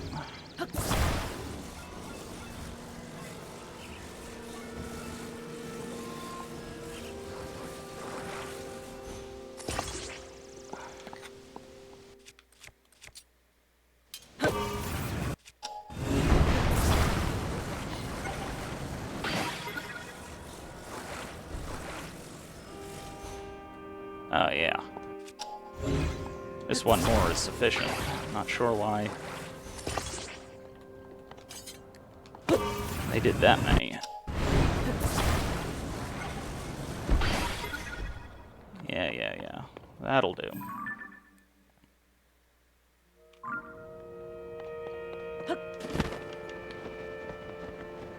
And yeah, it's this piece of rubble here, and then there's another piece that makes the nose. I see.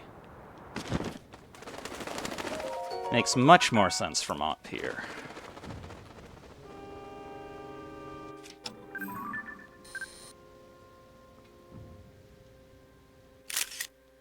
There we go. Nope, that's fine. That at least gave me the info that I needed in order to find the correct location.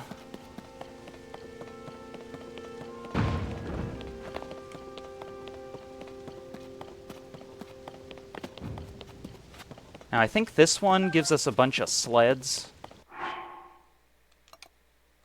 Okay, type.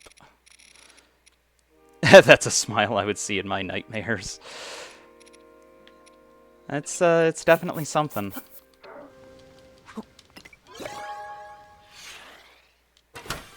Also, I should probably cook again.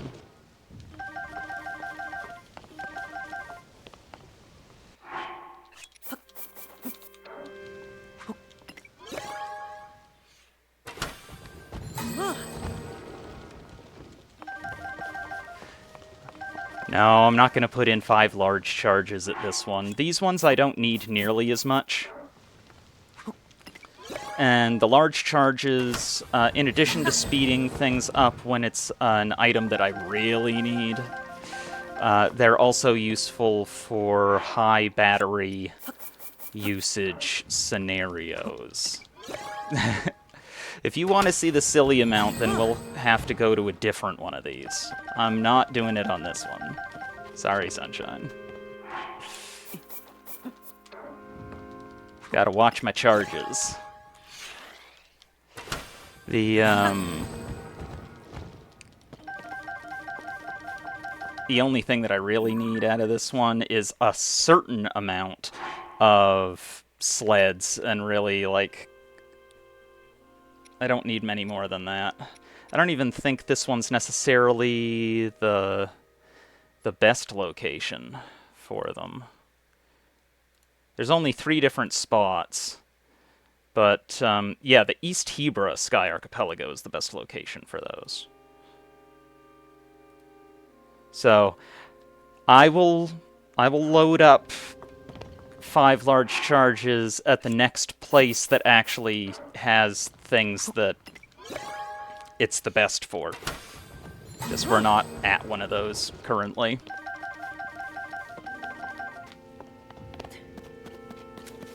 So this one, I'm not using them on.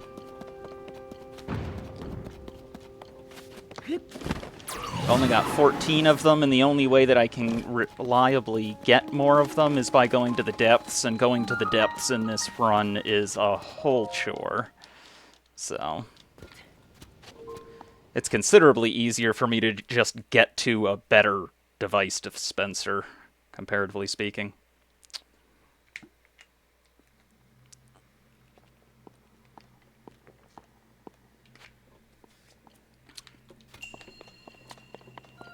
Reflective device.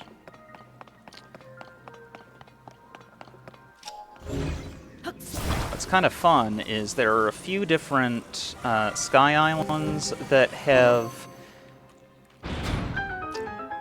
giant mirrors in them, and at a couple of the locations you can actually break those giant mirrors free and use them for stuff.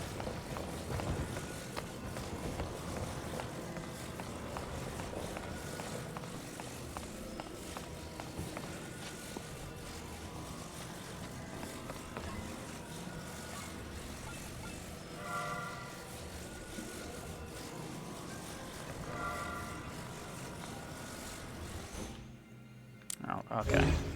I see, it's up above.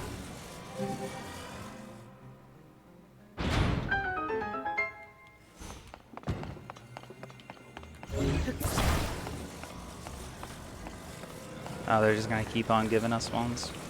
Sometimes they keep giving them to you, sometimes they don't.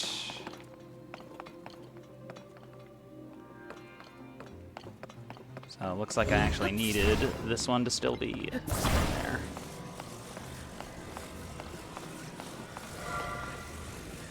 Oof, that must hurt. Standing right in front of it like that.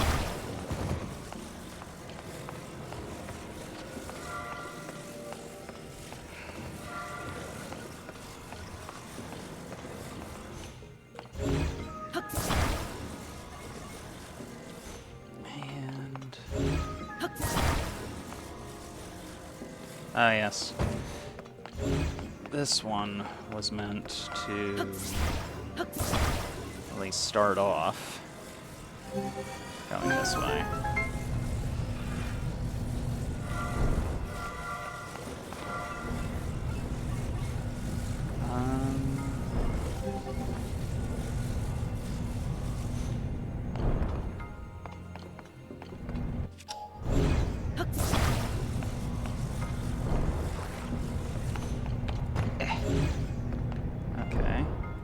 Let's go back down. Come on.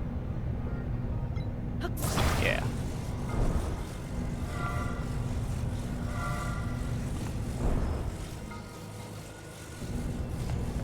Where's it gotta be? Can't just be easy, of course. Oh, come on. You're kidding me. Don't let go of it.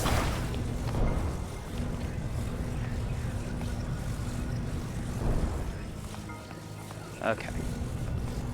So...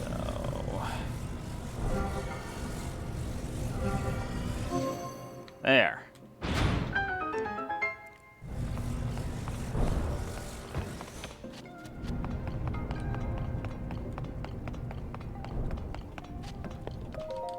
Let's see what this is. Oh! Large charge.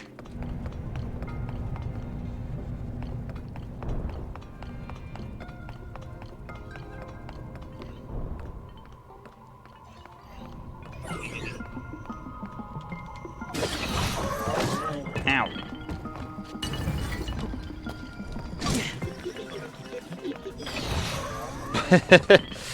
No.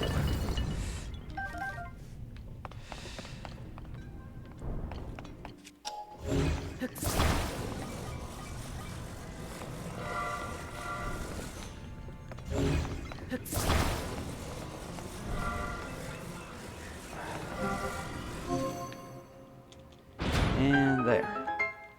And, oops, now I won't have to bother with healing, because this will heal me to full. Nice.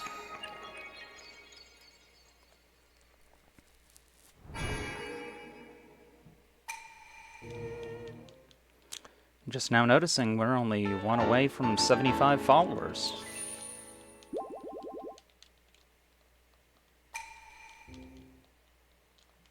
Which is surprising and delightful.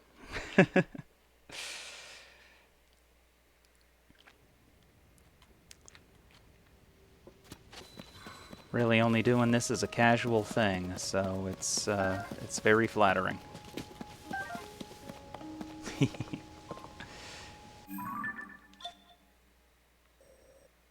Okay. Ah, yes, and I should mark that one as another fairy fountain location. And now I need to get down to here, which is off to my left. You deserve it, you're so cool. Well, I'm glad that you think so. Granted, you might be a little biased.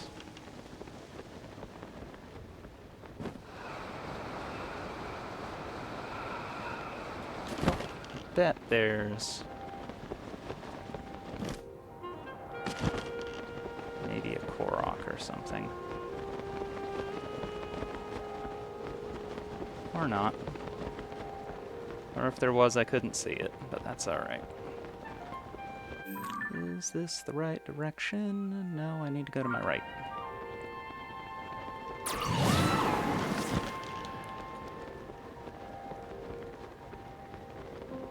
Well, thank you for the kind words. I'll do my best not to let it go to my head.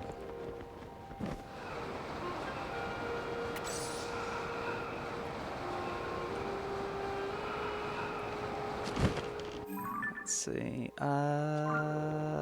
Okay, back over here.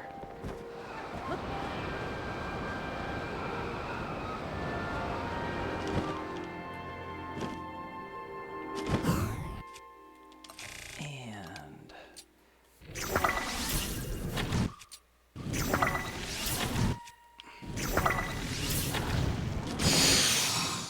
woo!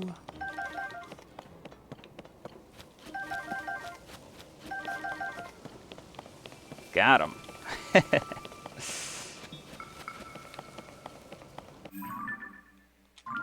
And off to the right, which is over here. I guess the question is, Where exactly?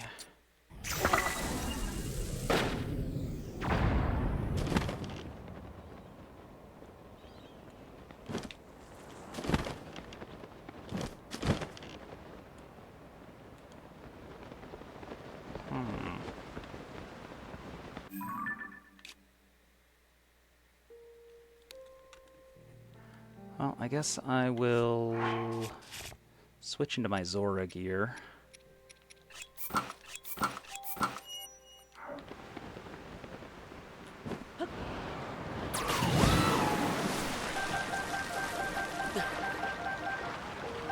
Thanks for that, Tulin.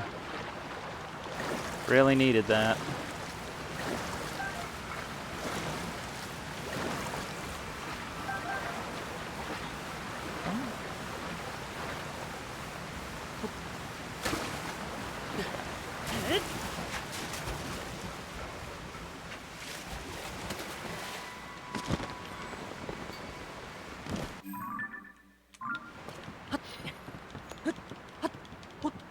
It's just really weird. Where is it?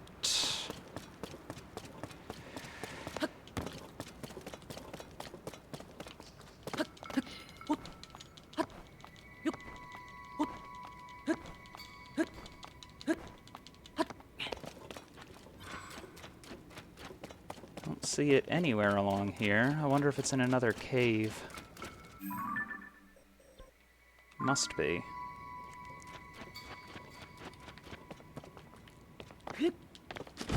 'Cause it's claiming that it's like right here.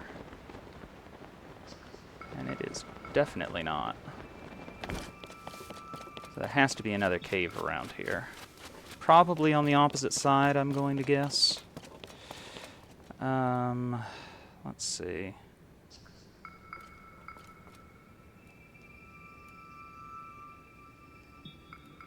Where are them caves at? We're by Nephra Hill? Is that where I am? Okay, yeah. I guess there's what looks to be one behind the waterfall, but a bit of a ways up.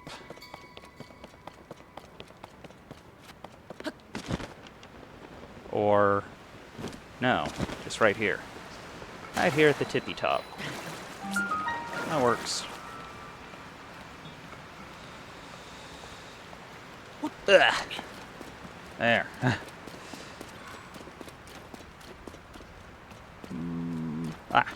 And there it is. Huzzah!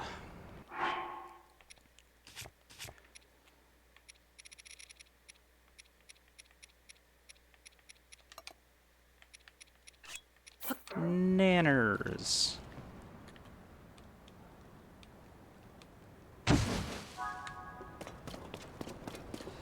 Now I just need to find the bubble frog in this area before I can leave.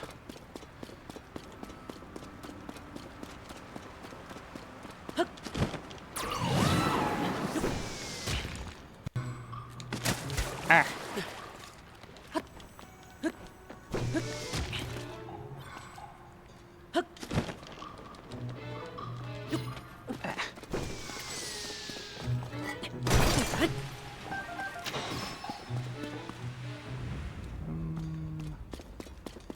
Ooh.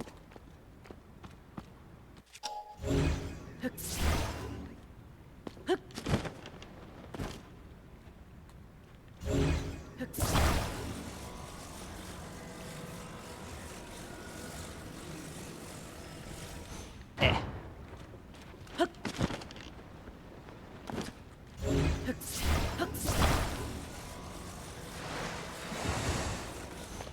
Eh. There we go. Ah, just a royal halberd. Don't need that.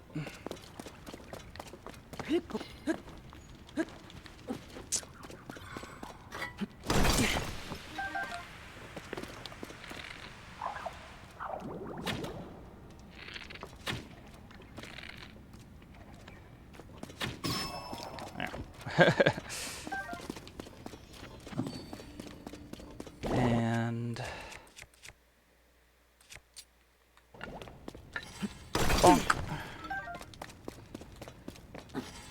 Bonk.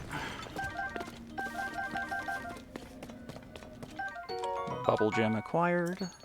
Out to 7, so I should be able to stop by Colton again. Ooh. And of course there went a lizard, go figure. Seems like all the caves in this area do that.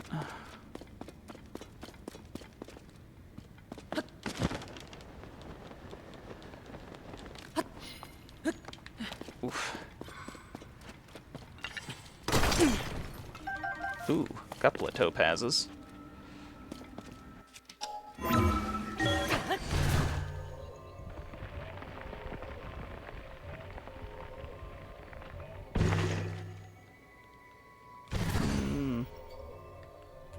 Not so sure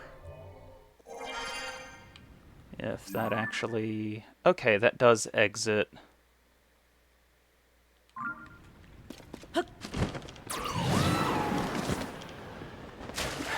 Over here.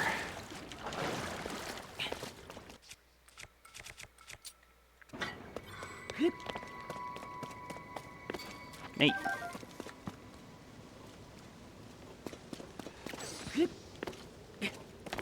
Well, I think... Ah.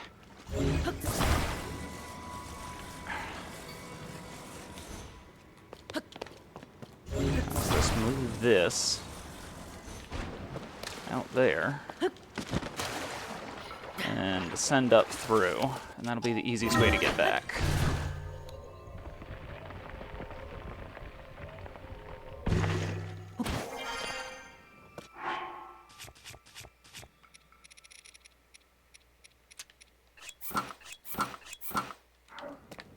Okay, put that gear back on.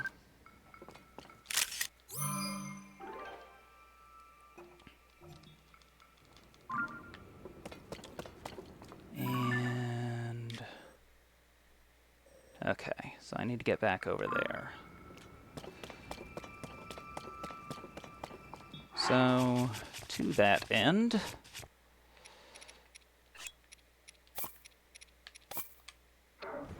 time for another one of these babies. Oop.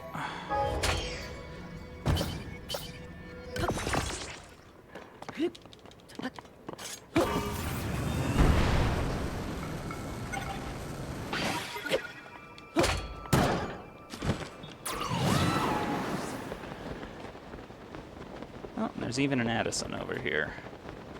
So I can take care of that while I'm at it.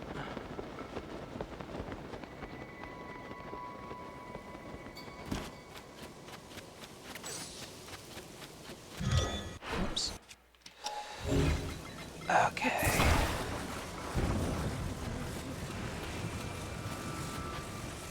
This one looks like it's gonna be something along these lines. But I guess we'll find out.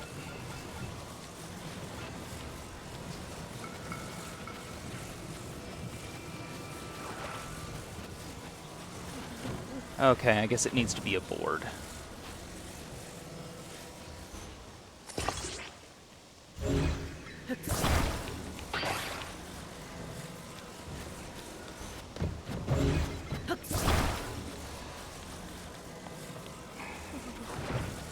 Bonk. Bonk. Ah!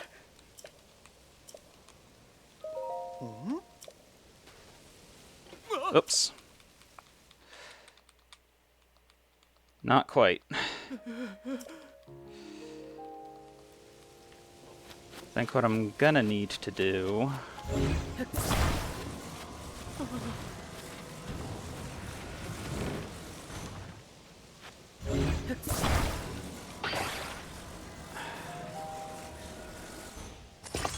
is the old trick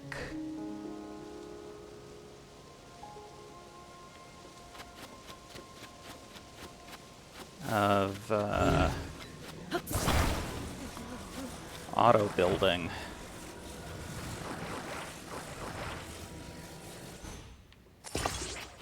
Huh. Or, I guess that works too. Goodness gracious. That shouldn't have worked.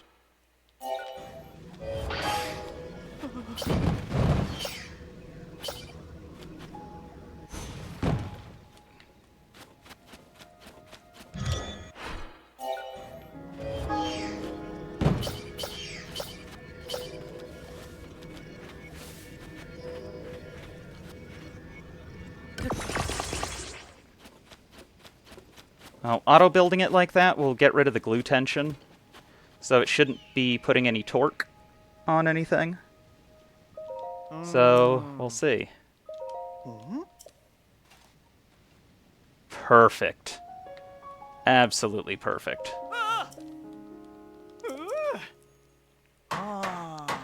Didn't move even a bit.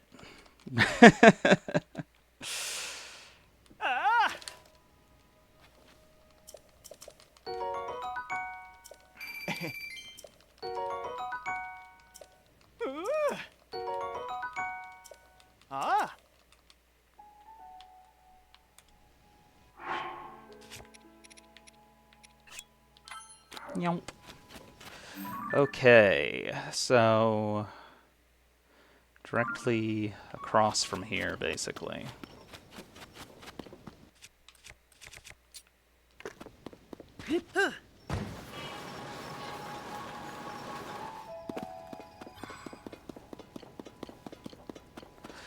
You'd think that with the treads on that, you would be able to just go at it whenever. Oh, this is that cave where we were at earlier. Ugh, can you help me? I was traveling through here with my friends, but I got too excited and split off from the group. Before I could find them, night fell, and the chills set in. I got so cold my joints froze up. I can hardly move, let alone walk all the way to where my friends are. I think a spicy pepper is just about the only thing that'll warm me up. Here you go. Ah, how kind of you. You're warming my heart. Now to warm the rest of me. Let's cook.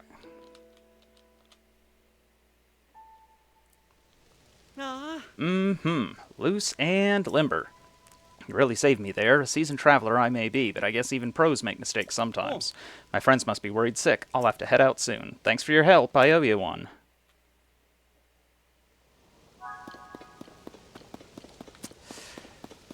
Okay. Yeah.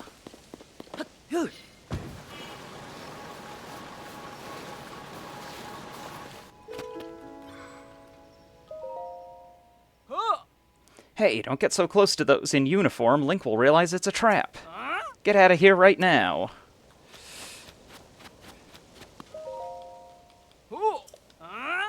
Besides, they're my bananas.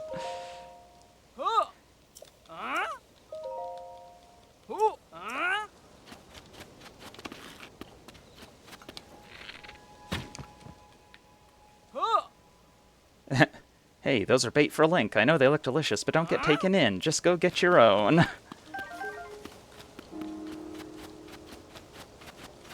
Funny that it lets you actually grab them after you move them a little bit, though.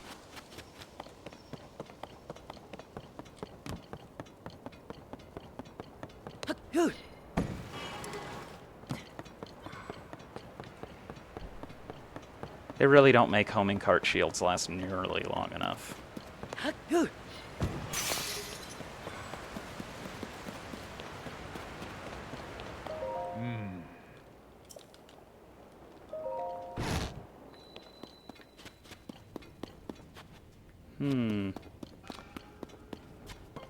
A little bit funky to be wearing the Master Sword.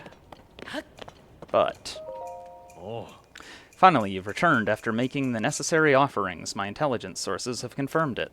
You passed the Blade Master exam. I have a reward for your assuming the mantle of Blade Master. You are permitted to step into the inner sanctum. The reward is valuable and only found in the depths. You should know that it is a great honor to receive one. Pay no heed to the strange glowing ruins you may find inside. We haven't yet decided what to do about them. What's important is your hard work in overcoming the Blade Master exam. All glory to Master Koga.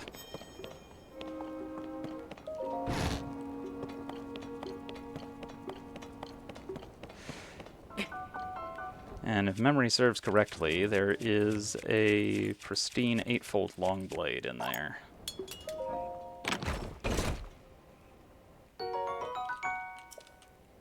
By which I mean this one. Yes!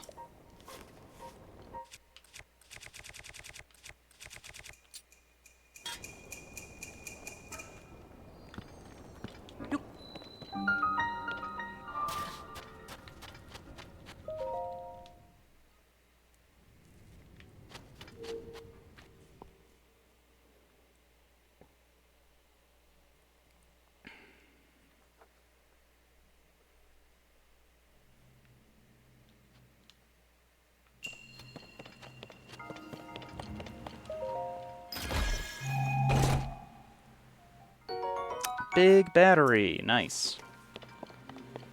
Like the only way that we can get those.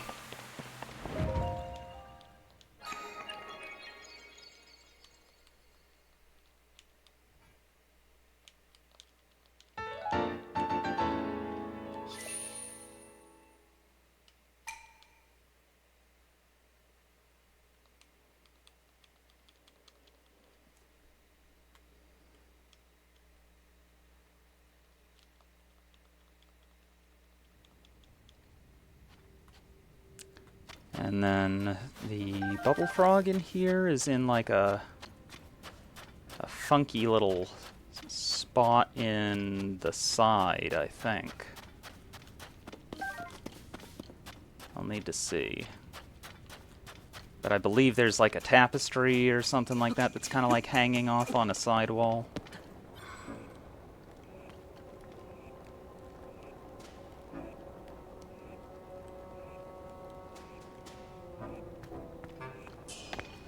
Oh, there it is. Yeah, yeah.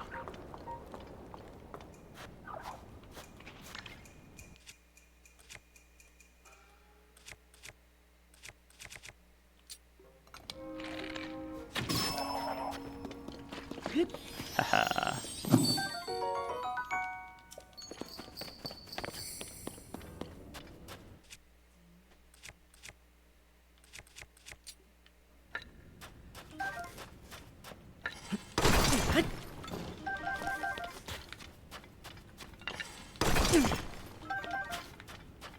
So much amber. Which is so weird, because amber is fossilized sap. So, like, it shouldn't really be in mineral deposits that look like that, but whatever.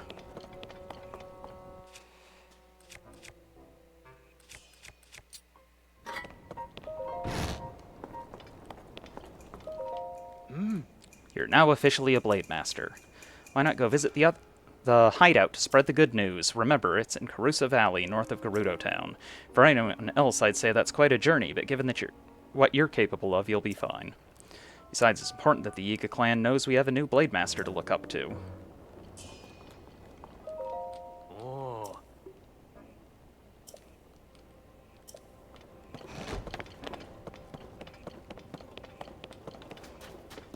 Yeah, and then I think that they give you the Earthwake technique after making it to the location.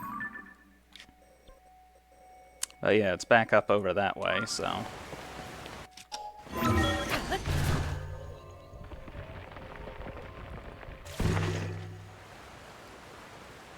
Huh. Maybe I'll pop up a little bit over this way. There we go. Don't want to come up right in the middle of the river. Seems ill-advised. But yeah, back behind me.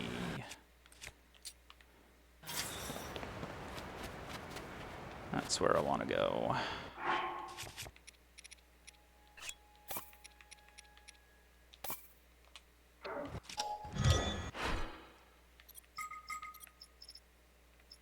And a little bit of this action. Come on. Come on. There we go. Try to find a good spot to put it. Probably about as good as I'm gonna get.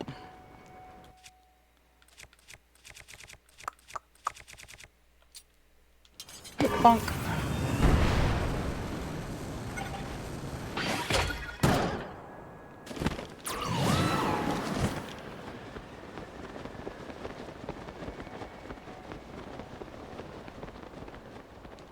Over to there.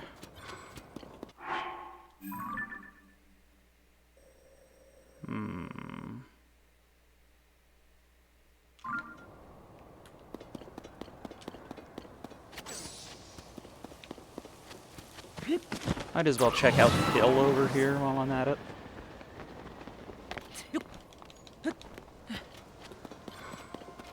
The fact that there's a named location is usually an indicator of there at least being something in the area. Oh, butterflies. That's what we got.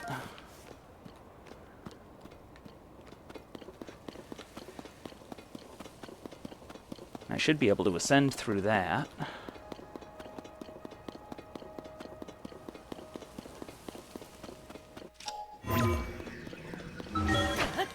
Yeah.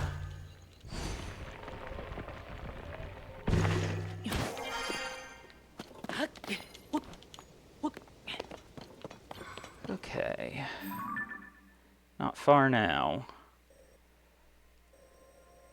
Just need to kind of cross through here, and then that should get me over where I need to be. Nice. Oh, hi.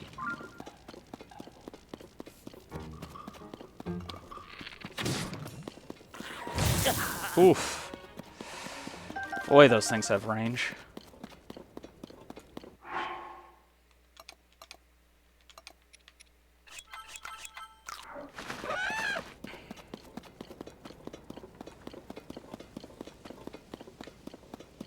Don't really see anything major around here, though.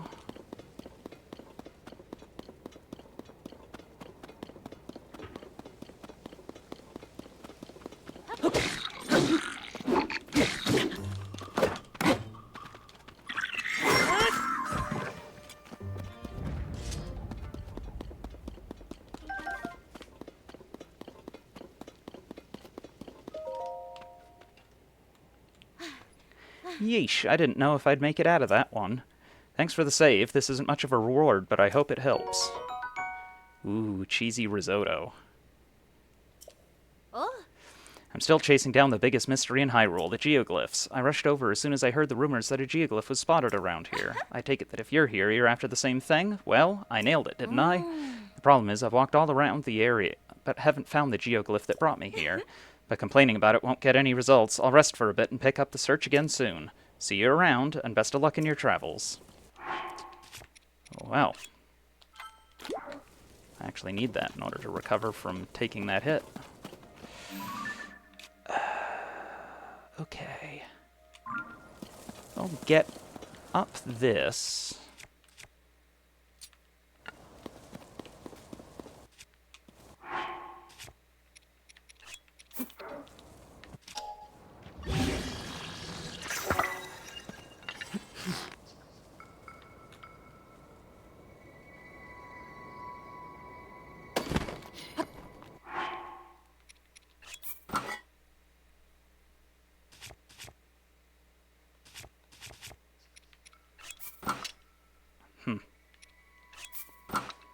Interesting that it won't, the combo of a shield and weapon won't raise my cold resistance quite enough.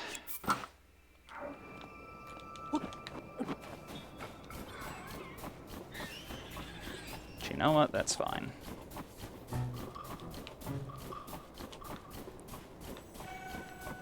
Mostly just want to get over here before putting together another spring and rocket combo.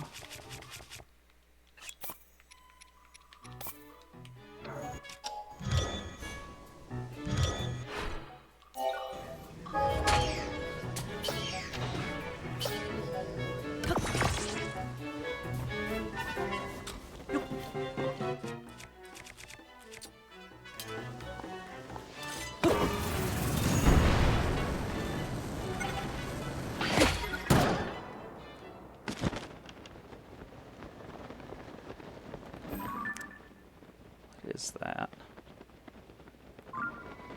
That looks like some sort of a... You a Korok thing? You are a Korok thing.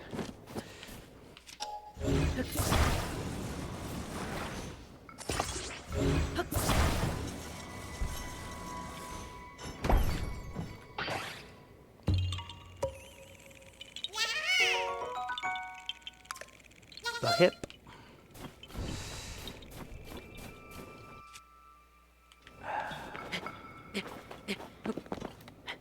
That was worth it. Good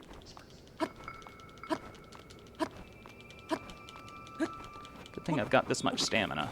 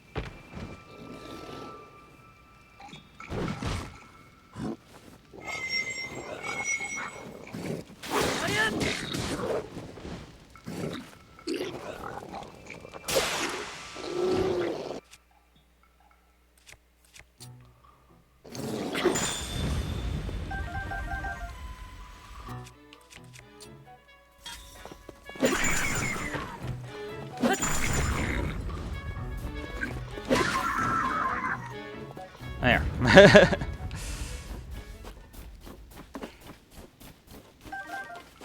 Much better.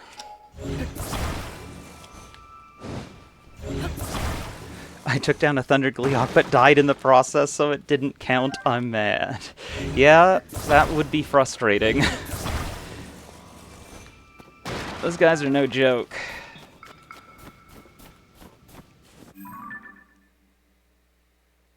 Okay, if I just head across here, then especially... if I do this...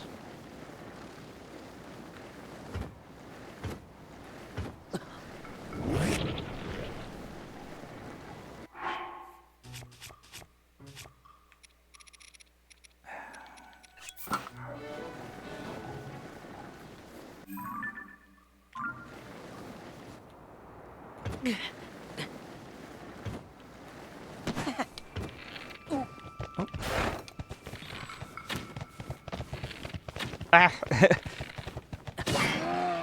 Goodness.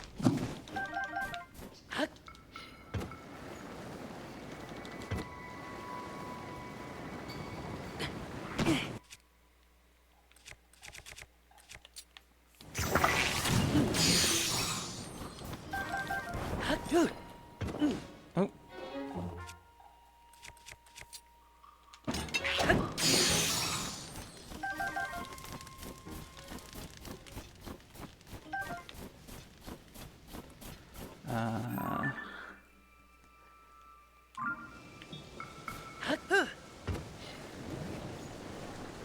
Meow.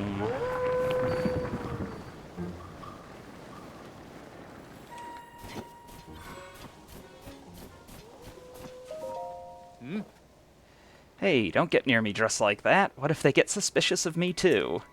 Go away and be quick about it.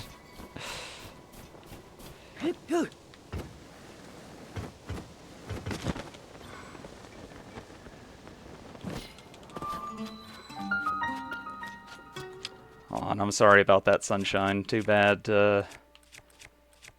things worked out like that.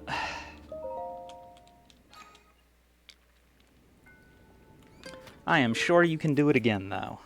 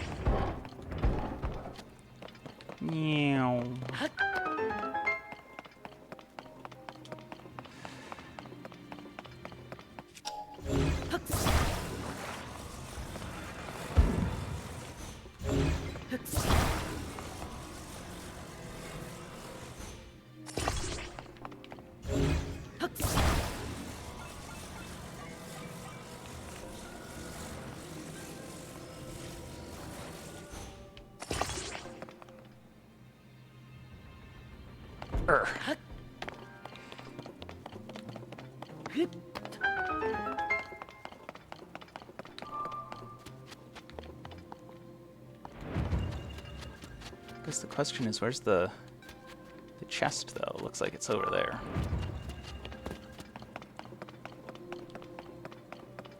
So I guess secret to that is maybe to do this.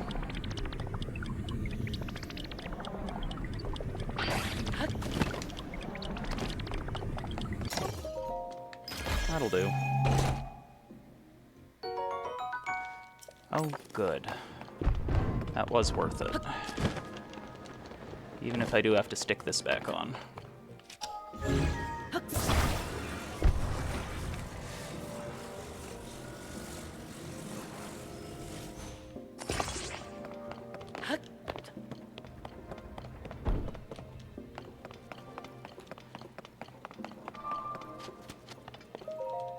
There.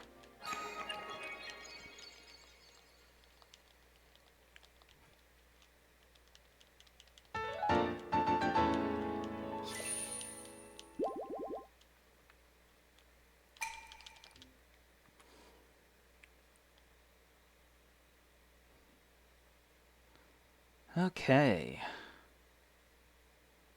We are now at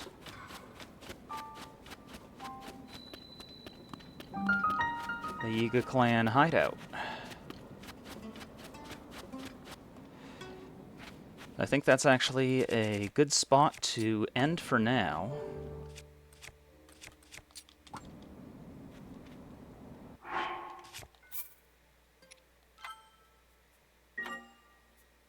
And next time, we will tackle it.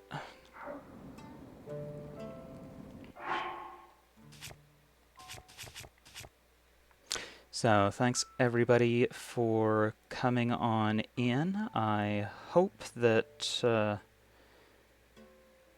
you had a good time. I know I definitely did.